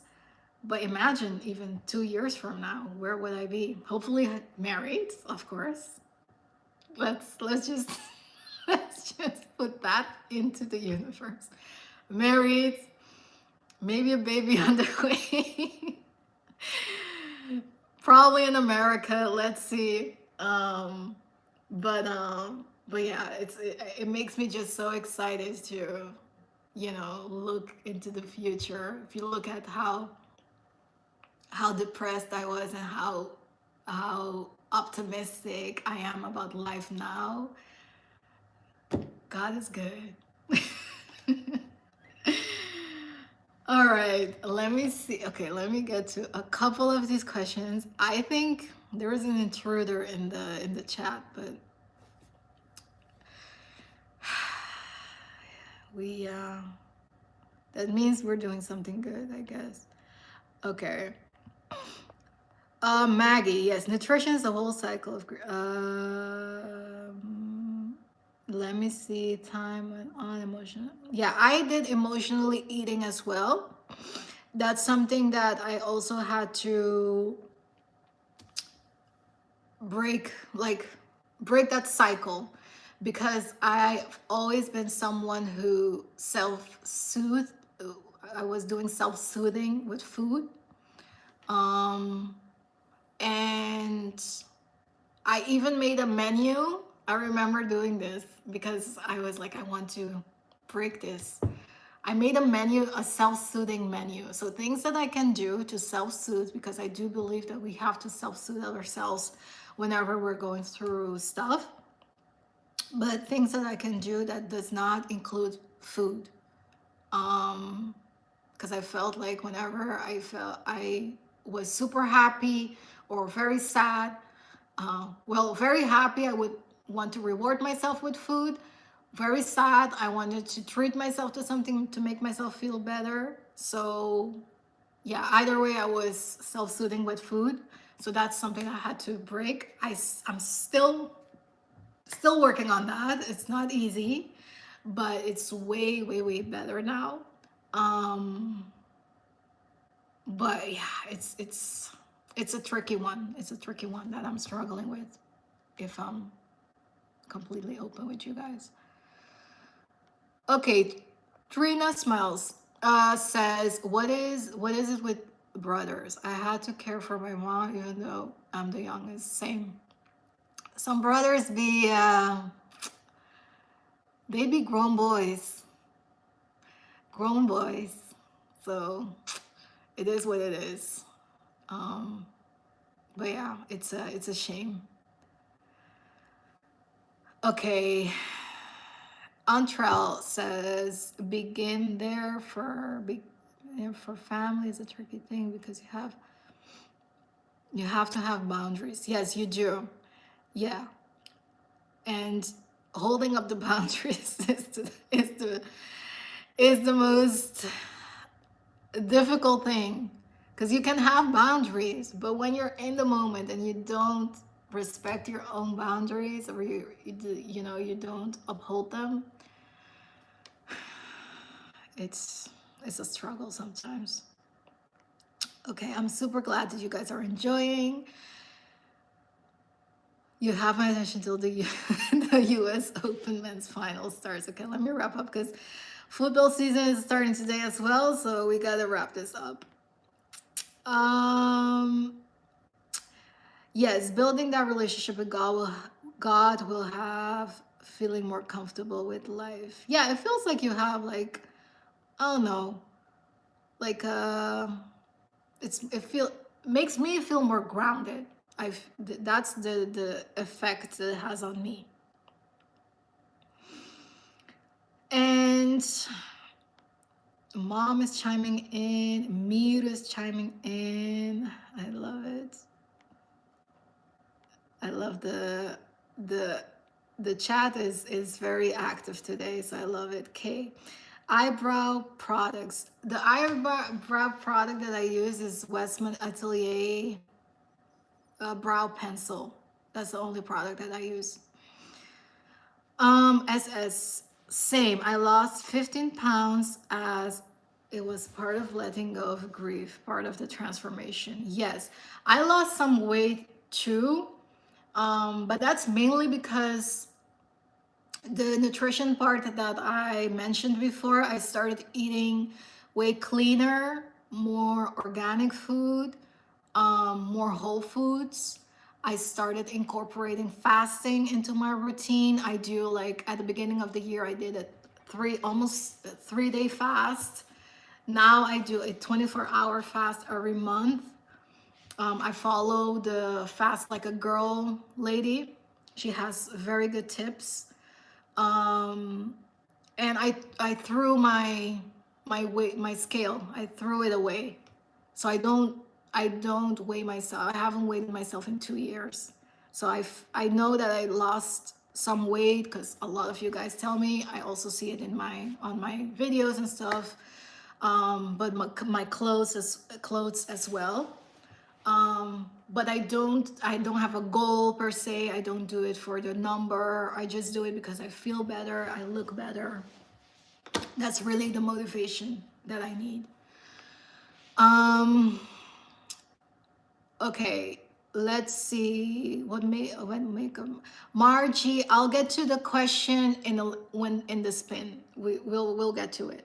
Let me do a little. Let me. Okay, what makeup products do you use for your?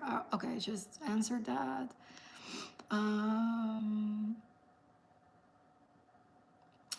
Yeah, I used to be, okay, the Chronicles. I used to be very into manifestation. I am still into manifestation. I feel like manifestation has, when you listen to a couple of sermons or pastors and things like that, they kind of throw shade at manifestation and meditation and things like this. It's pretty much the same thing if you're thinking about it. Um, you're believing in something, and I feel like it's just the branding of it all, if we're going to be very honest with each other. I don't believe in the religion thing. I'm not the wooey person either with the crystals and stuff. I have nothing against that, but it's just not for me. Um, and I feel like you should, like I said, it's an evolving thing. You just do whatever that feels good for you at the moment. And I feel like as you grow and you experience things, that can change too. Like, it's totally fine. So I, like, right now, I do a combination of praying, of meditating, of some affirmations here and there, manifestations here and there. Like, I am believing for a husband. If you say that's faith or that's manifestation, I believe that, God put a desire in me to have that. So I don't know what to call it. I don't know. I just live. I just be. That's the way that I see it. I don't try to put a stamp on things or to name them a particular thing. Tony says your transparency is truly inspiring, learning so much from you, more than just a fashion style. Thank you. I really appreciate that, because that's really the reason why I'm doing this. So I can, in some kind of way, the things that I've been through, that it can teach you guys something, or I don't know, inspire you in some kind of way. Yvette says emotional eating is a very real struggle. The first thing is to realize you are an emotional eater, and then take it from that. It will likely be a lifetime change. Yes, absolutely. It's the same with the anxious attachment thing. I would know that I'll always be that. It's just now that I'm way more aware of it, I can, like I said, again, I have the tools to live a life knowing that I have anxious attachment in a way that I can become more secure. And I can also hopefully soon, find a partner that's secure. Steph as I was so happy when I discovered you're also from the Netherlands. Yes, living in The Hague, Den Haag. Okay, let's get to the spin. By the way, let me know how you enjoyed this heavy load. So this was the heavy load section. I initially I was like, let me take maybe 30 minutes to unpack this. It became way more. But yeah, I really hope that you enjoyed this part of the live. And because I feel like I don't want to brush over a topic like this, I really want to go in depth, give you all the things, and hopefully that will help you out. So if there is a next topic that you want me to unpack in October's live, let me know here in the comments, chat, Either way, I'll do another Instagram question thing, so you can let me know there as well. But just think about it. If there is another thing that you want, another topic that a lot of you asked me about was career and ambition struggles, and also work-life balance struggles. So those can also be things that we can unpack next time.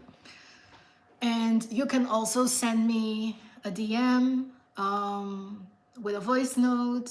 If you want to remain anonymous, I'll make sure to do that. But yeah, like I said, I want it to be more so a dialogue instead of just me doing, my own agenda, so to say. All right, let's do the spin. Let's do a rapid fire. The first question that I got many things about was, how is dating life going? Dating life is uneventful at this moment.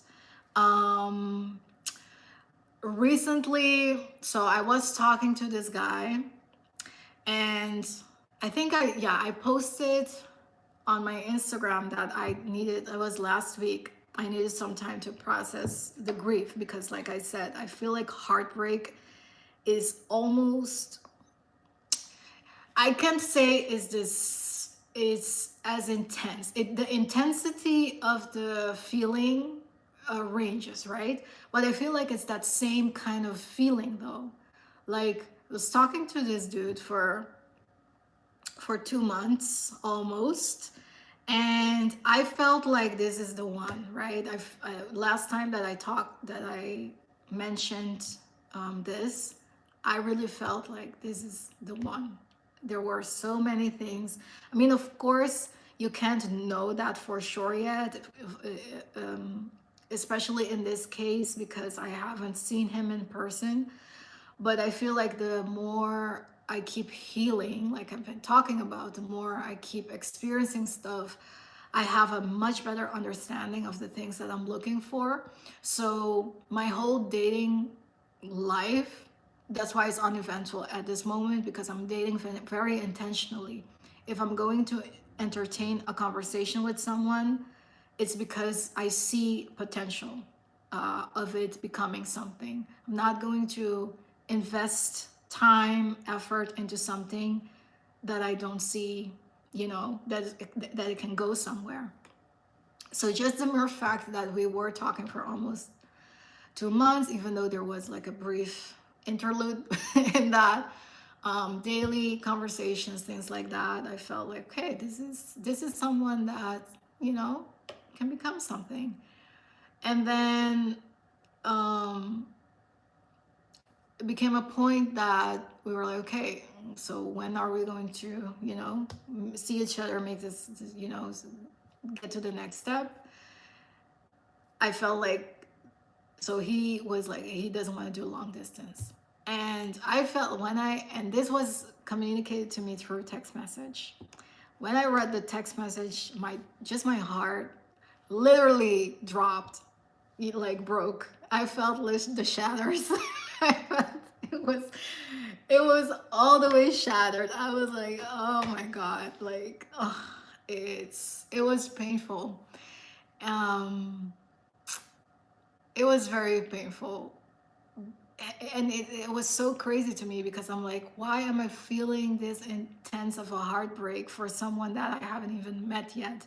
And it was honestly the same kind of phases that I went through with grief. First was the disbelief, wanting to call him, to convince him, like, no, you like, hi there, that you should be with me, this and this and this. And like, you're missing out and all of that stuff. Then I became mad. I was like, how dare he? Then sadness, then disappointment, then a little bit of resentment, then all of these things. That's why I needed the time, like I've learned with the previous grieving experiences that I had. Take my time to process everything, like feel the feels. It's okay to feel this way, even though you didn't know, like didn't see him, I know the kind of connection that we had, and it really felt like a heartbreak for me. That's how I experienced it. Nobody can tell me otherwise. That's my experience, right? And the thing that pained me the most was the way that he did it. I was like, that I really didn't deserve that, because I'm like, why don't you just pick up the phone? If you know, if this is the way that you feel, pick up the phone, let's have a conversation about it, and it's all good. But I don't know, these days people are I don't know what it is, man. I just don't know what it is. um but at this point I'm like, process that, and I that is not an experience that will deter me from finding love. I just feel like from that experience now, when I look back at it, I can take the lessons from it, because there were a couple of things that were, he was already doubting the long distance thing from the day one, and I should have taken that a little bit more seriously instead of letting it go on for too long. I think if someone, you can convince someone to be with you. A man, if they really want to be with you, they will, honestly, they will cross the ocean to be with you. They will they will do whatever. I really believe in that. I feel I honestly I do. Now, being in a long distance relationship is not for the weak. It's not for everybody. I understand that. At the same time, I wish people would be more forthcoming when it comes to that, instead of, entertaining something that you know is not for you. That's the way that I feel about it. For me, long distance relationship is not something that I'm seeking per se. Um, for me, like, I feel like if it's someone that does not live here in the Netherlands, someone that I met somewhere else, and I feel like it's worth it, that I can build something with, it will be worth it for me to do long distance, for a period of time, not forever. Like, we should have a plan. Okay, when are we going to, for how long are we going to do this, and all of that. So it will be temporary, but I will do it for the right person. That's the way that I look at it. Not everybody is, I understand that not everybody is like that, and I respect that. I just feel like, it would be just, more respectable if someone is more honest with themselves and with me from the get-go, if long distance is not for them.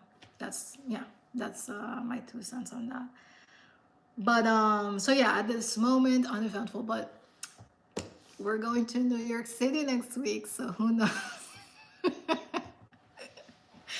Who knows?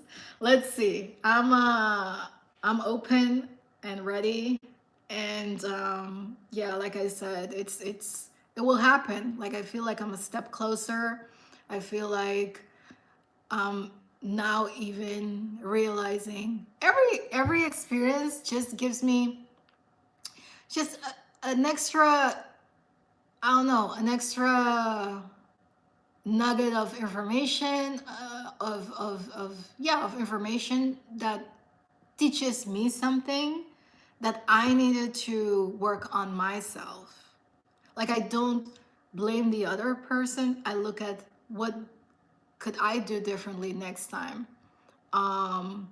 There was a comment that one of you guys sent me that was saying that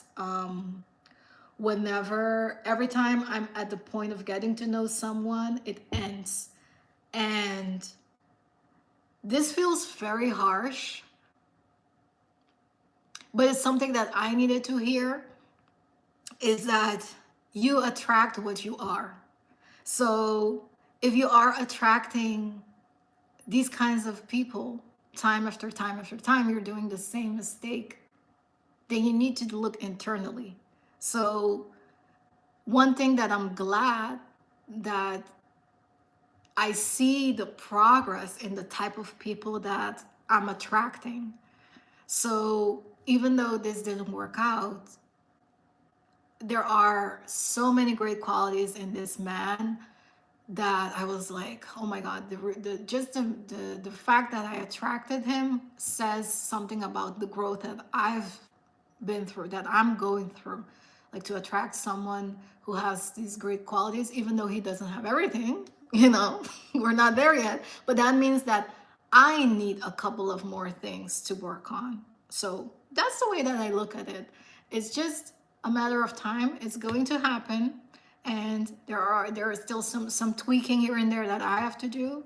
And like I said, this comes with practice. Like, you have to put yourself out there. You have to keep putting yourself out there to experience these things, to learn yourself better, and just stay curious about yourself and stay encouraged.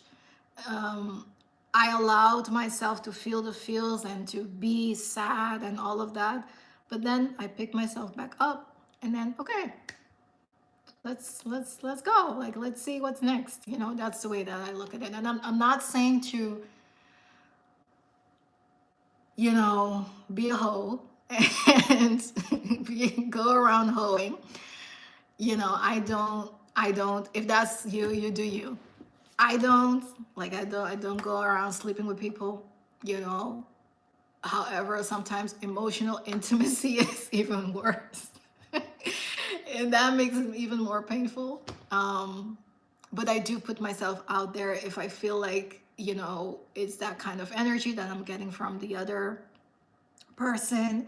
I do open up and I share stuff about myself and just, yeah, just go full for it. Like, I'm not going to half-ass something. That's why it hurt me so much, because I was like, if I'm going to entertain something, I'm in. Like, I'm all in, you know?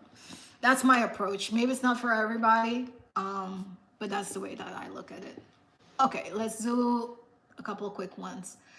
Investing for beginners. Where to start Vanguard index funds. So remember, these are the spin. These are the rapid fire things. So investing for beginners, I started investing, I think, just before COVID, so 2019. So yeah, 6 years, 7 years ago.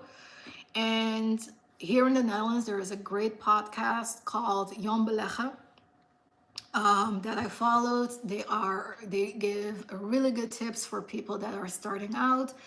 If you're starting out in the US, I would say look at Ramit. Ramit has this show on Netflix, Money, and he also has the book Money for Couples. He has very great advice, especially if you're starting out.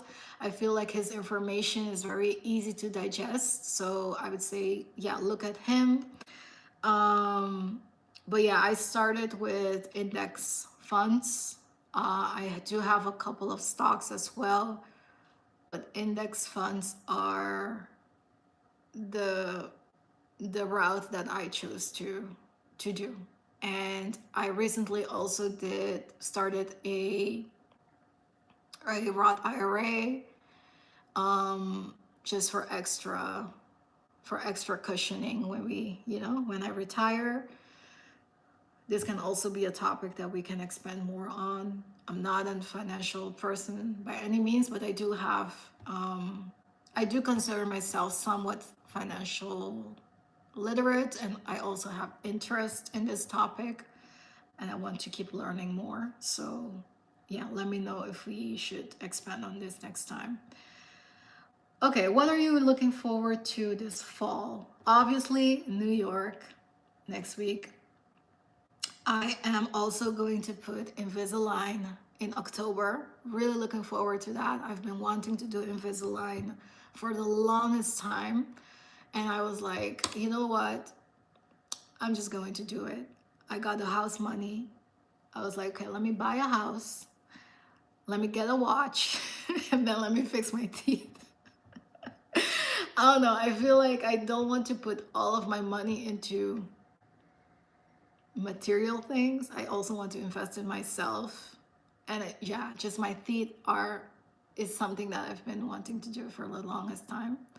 So starting in October. And then with this apartment, I'm going to do a little bit of renovation. Hopefully we can start in October, November. So really looking forward to that as well. So I'll take you along with on that journey as well. What's your weight and height? Okay, like I said, I threw my scale away, so I don't know my weight. The last time that I weighed myself, I think I was 130. I think that was the last time that I weighed myself. My height is I'm 5'1". Are you an introvert? Yes, obviously. I I'm definitely an introvert, but there are occasions where I can be a little bit more outgoing, and I can tap into that if needed. But then I'll go home and just hibernate for 2 days to just get my energy back up. So yeah, definitely an introvert. Are there a lot of Black people where you're from? No, that's something that I really miss. I've been thinking about this for some time now.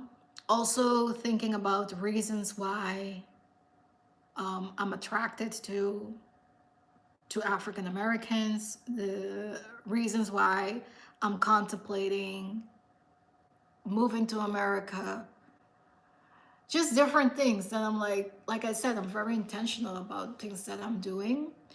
And one thing that I just miss here, even though this is a great country, there are so many good things about this country, right? One thing that I really miss is community. I really miss that. I think now even more because I'm single. But I don't know. I just walking around, I just miss seeing people that look like me at work as well. Not to say that, you know, living in America is going to necessarily solve that. It really depends where you live, and it's pros and cons. Living in America has its cons as well. It's I don't know, but it's really about things that are more important to you. And I feel like at different stages of your life, different things can be more important than others. But that's like really one thing that I've been missing is just having be surrounded by people that look like you. I just been paying attention on that for the last few weeks, and just seeing Black people is something that grabs my attention, and that means that there aren't a lot of Black people.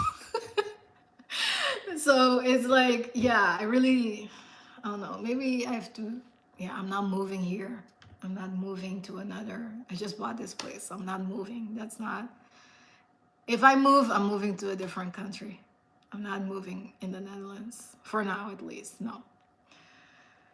And then the last question here is favorite blazer in your closet. Okay, favorite blazer in my closet is my Frankie Shop this blazer. Have it here. This blazer from the Frankie Shop. This is a very super oversized blazer. This is the first Frankie Shop blazer I got, I think. But I just love this color. I really love this chocolatey color. I love how oversized it is. It's just so swaggy. I don't know. It looks great on pictures. Looks great in real life. I can style it so many different ways. I wear it with so many different, yeah, I style it, yeah. So I would say one like that oversized grandpa kind of look and feel, go for that one. All right, the final segment is fresh out the dryer. So I want you guys to finish this sentence. Leave it in the chat and then we do a wrap up. And while you do this, I'll look at the previous chats that we have that came in. My biggest win this past month was, so fill in the blank. Let me know. Let's wrap up with on a positive note. Let's celebrate our wins and go about our Sunday. So let me know what's the biggest win you've had this past month. Let's do a retro in the chat. All right, let me see.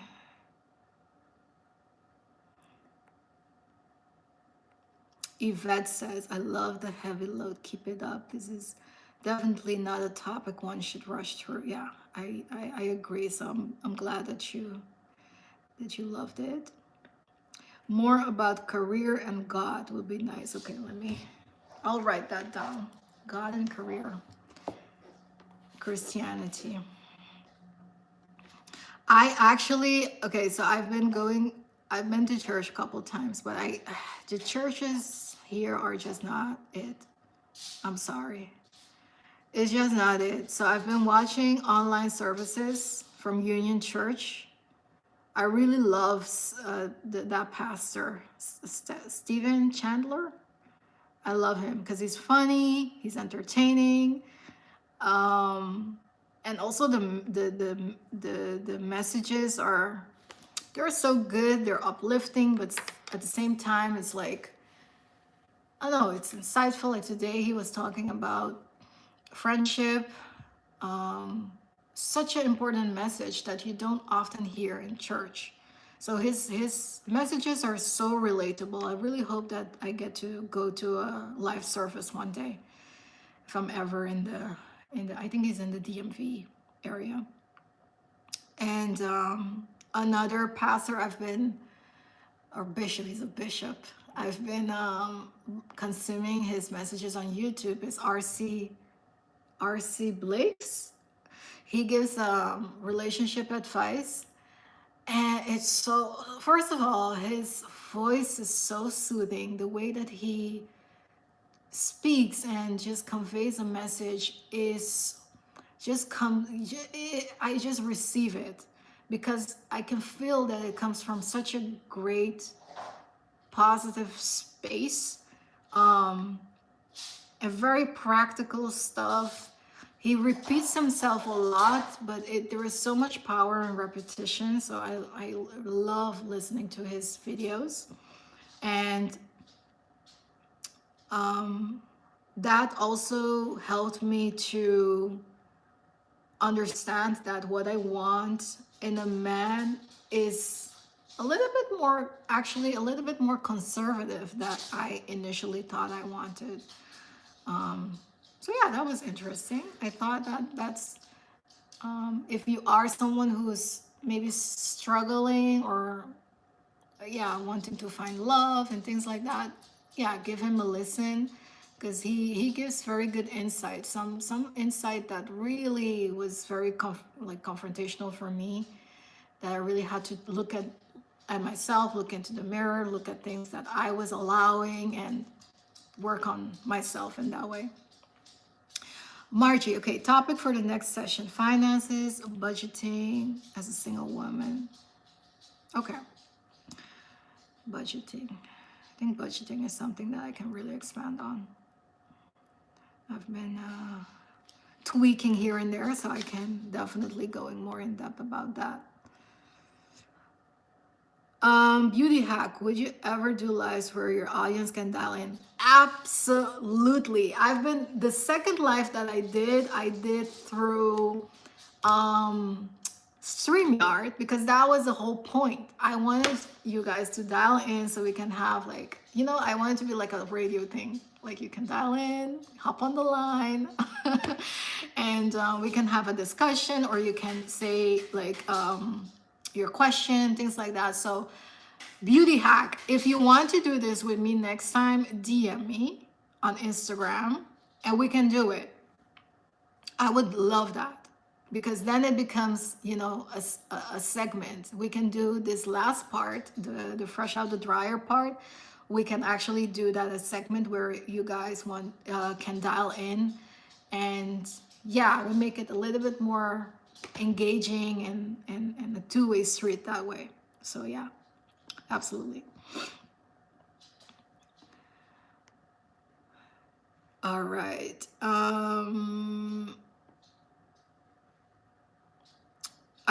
Okay, Steph, I don't recommend anyone doing long distance relationship. It's very difficult. I'm in one. I disagree. I was in a,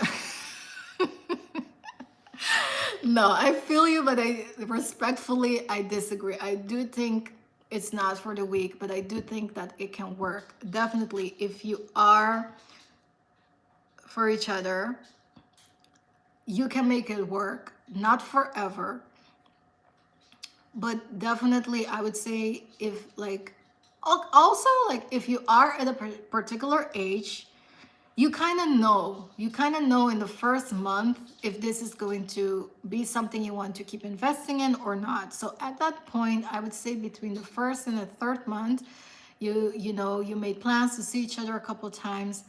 Then at that maybe 3 mark point, you decide, okay, are we going to do this or not? If so, how long? Are we going to do this for 6 months, for a year? You have to decide that. You cannot be in a long distance relationship with not an end in sight. But I do think that if you find someone you feel like it's worth it and you have a plan, you can work towards getting there. I've seen people do it. I've done a long distance in the past. Before the 12-year relationship I was in started long distance for a year and a half. Ultimately, someone will have to move. The person that I was talking to, I told him from day one that if this becomes something, I'm going to move. I'm willing to move. I'm more than happy to move. So that was established from the get-go. So you have to have very clear understandings like these to make it work. But it's not easy. That I agree. It's not easy, but it can be extremely rewarding at the end. Thank you, Miru. You can relate. I know you've been through it, so I'm happy to see that you can relate with the story. And sending you so much love and light as well. Well done on hiding him on that reel you're trying. I know, right? Yeah, but yeah, I don't regret that either, because that was so spontaneous and it was fun. That's why I didn't delete the reel either. And he wanted to remain friends. I was like, I cannot remain friends with you at this point because I have feelings for you. Like, that doesn't work for me. It wasn't a game for me. Like, I really had strong feelings. But yeah, I'm not gonna oust him like that. That's not cool.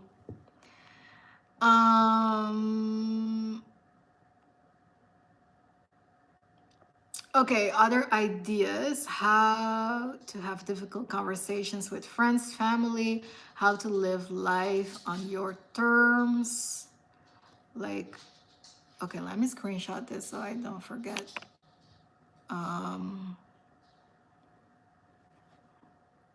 Tracy Ellis Ross, who had yeah, I love these topics. So I will brainstorm on this for sure. Okay.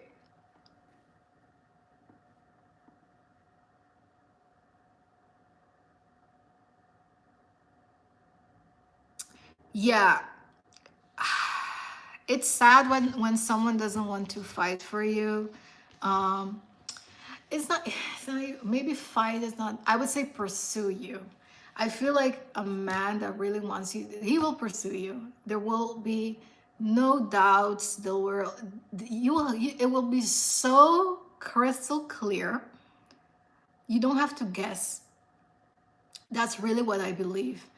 I think that when a man knows what he wants, he will go get it. That's just in their nature. So maybe this generation is different. I don't know, but then it's not for me, right? I want someone who is going to pursue me, who is going to be like, you're my woman. I wanna, I wanna marry. Like, that's the kind of energy that I want. I don't want someone that I have to convince. Why do I have to convince you? If I'm convinced, why am I convincing? So honestly, with this dynamic, if I was a man, I would have made the trip to the US to go see him. But I'm not the man, right? I'm not the man in the relationship. So I'm like, no, he should come see me. If he's not convinced, if there are, other priorities, then that's my answer. Then I'm not the one. Like, that's, it's hard sometimes to realize that, but it is the truth. Like, if they want to come, they'll make it happen, honestly. Even if they don't, men that don't have the biggest means, financial means, they will find a way. So if even more so, if it's someone that has the financial means but they choose not to, then that's your answer, baby girl. And this is like I'm talking to myself. And in the past, I would be like convincing them, winning them over. Not anymore. Not anymore. And that is what I mean with growth that I've been, you know, that I've been going through. And it's a beautiful thing to see. Like, I want a boring kind of love, so to say. I don't want to guess. I want someone who's consistent. I don't have to fill in any blanks. I don't have to wonder. No, it's just boring. Like, no drama, no, Yeah. I hope that you understand what I mean with boring. Not in a negative way, but just because it's so safe, and yeah, just that's what I want. Tony, you are so open, optimistic. You will. Amen, sis. I will. It's just a matter of time. It's coming. I heard today that as long as you're doing the work on yourself and working towards getting the things you want, you can never be behind. And that is what is meant for you. We'll see and not pass. 100%. 100%. Well said. Ramit said, yeah, that's the Ramit I was talking about. I learned so much from him as well. Reading his book at the moment, Money for Couples, even though I'm not in a relationship. I'm trying to, like, that's the thing that the energy that I'm channeling is becoming a wife, honestly. So even though I'm not in a relationship yet, like, what are the things that I can do to get myself ready for when I become that wife? I'm ready. So things that I can learn, books that I can read, like, I'm trying to also consume the type of content that is edifying to me as a wife. So looking at other relationships that I look up to. Kevin Stage is like one of the other creators that I've been really enjoy watching because he's funny as fuck. But also he has a beautiful relationship with his wife. Things like that, like, just, protect my mind, like what goes into my mind as well. That's super important to me. Like I'm very serious about this thing. Um, T's world, getting a new job in this US economy as an attorney.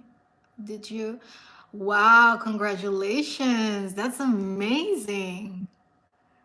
That's incredible. By the way, I think I still have to get your confirmation to the event, I think. I think you're RSVP'd.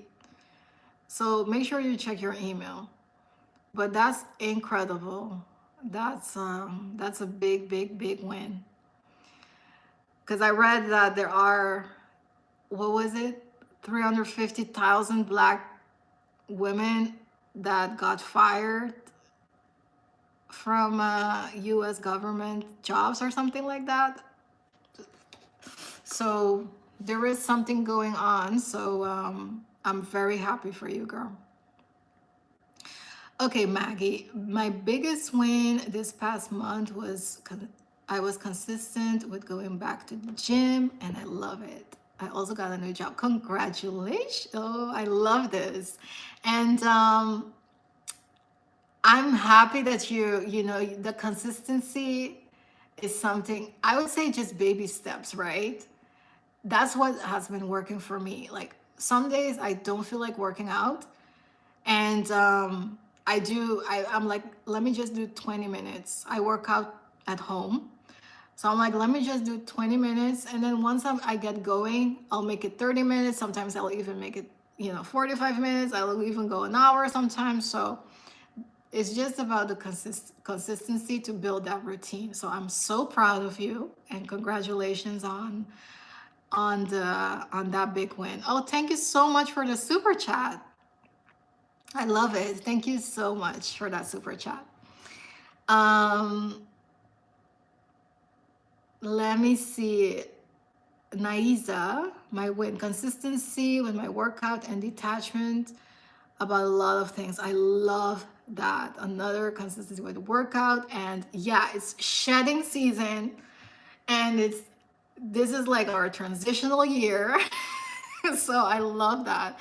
That detachment was big for me as well, not just from people, but also from things, from routines, from it's just a topic on its own. So love that for you. I really love that win. Okay, Verity, my win. Moving more and going on regular. Okay, I've been, I can really relate because I've been on walks like at the beginning of summer I was doing my nightly walks, an hour walk every night before I go to bed. Like I would shower, go on a walk because like super like I don't sweat here, right? Um, at, especially in the at night, it's so chill. So and I feel like that suited me. And for some reason, I stopped doing that. So since this week, I started to do it again. So I love that for you and for me, because it just does so good to just my mental. Even not even I'm not even doing it for weight or anything, just for my mental. Okay, my Tony, my biggest win this past month has been reading consistently. All right, nice. What are you reading? Any books in particular, fiction, nonfiction? Okay, my mom says starting aqua zumba lessons. I'm enjoying. I love that, mom, and I love that you got like some. That's one thing about my mom that I was worried about when she retired, and then after the passing of my dad was like I was hoping that she would get like her routine and her group of friends and her activities to do. So I love this for her. Like I love this that you got your thing, your activities situated. Every day she has something to do. And that gives me so much peace and that I know that, she's good over there. Okay, the Chronicles. My biggest win has been finally coming to terms with the fact that I'll never be perfect and allowing myself to sit with that. I've been struggling with that. Wow, that's a breakthrough right there. That is a breakthrough. So kudos for you for realizing that. I think that awareness is the first step, and then go from there. Like, accept that, and that's also self-love. I feel like self-acceptance, self-love, self-worth. um and then, yeah, just take it from there, girl. So you're doing great, sweetie. Yvette, you're absolutely correct. When a man wants you, he will do whatever it takes to be with. 100%. 100%, girl. And I also, like, I try to not take it personally, you know, that he didn't see that. The one that has to see that will see that. So um oh, it was you, Tony, for the super chat. Thank you so much. um okay, T, I'm confirming now. I will check my email too. Okay, perfect. Yeah, check your email for the location, but I can't wait to see you. Kasha, my biggest win is I lost 12 pounds this month, and my A1C went down from, I'm almost out of being.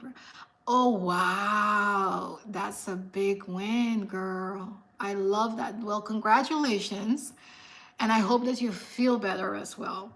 So not just only the numbers, but that you really feel, that you're, you're getting healthier and all of that stuff, more energy, more mental clearness and all of that. So yeah, I love that. Thank you. Yeah, I feel great. Okay, great. I love that for you. And Yvette's biggest wins: walking daily and committing to a consistent skincare routine. All right, beautiful, beautiful. Um, that skincare part I can relate to. My skin has been, I think I shared that I've been struggling with acne again. But I would say the last month I've been going to, so yeah, let me share my win. I would say my skin is one of the things that has been doing great. I've been going through to a esthetician.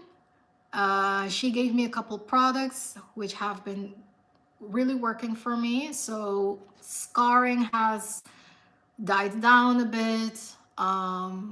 Pimples dies down. I still get very oily, but that has to do, I think, more so with my hormones, if anything. So but yeah, in general, I'm really happy with how the skincare is progressing, because I also got to the point that I don't care about wearing makeup all the time anymore. So that's also the self-acceptance and self-love, that I'm incorporating more into my life. And I would say the next big win is that I completed therapy. Honestly, that was such a beautiful moment for me that I really want to celebrate. And I will be doing that in New York, taking myself out for a nice dinner and just sit with that for a little bit, and look back at what just the progress and growth that I've gone through the last 2 years, year and a half, 2 years. All right, you guys.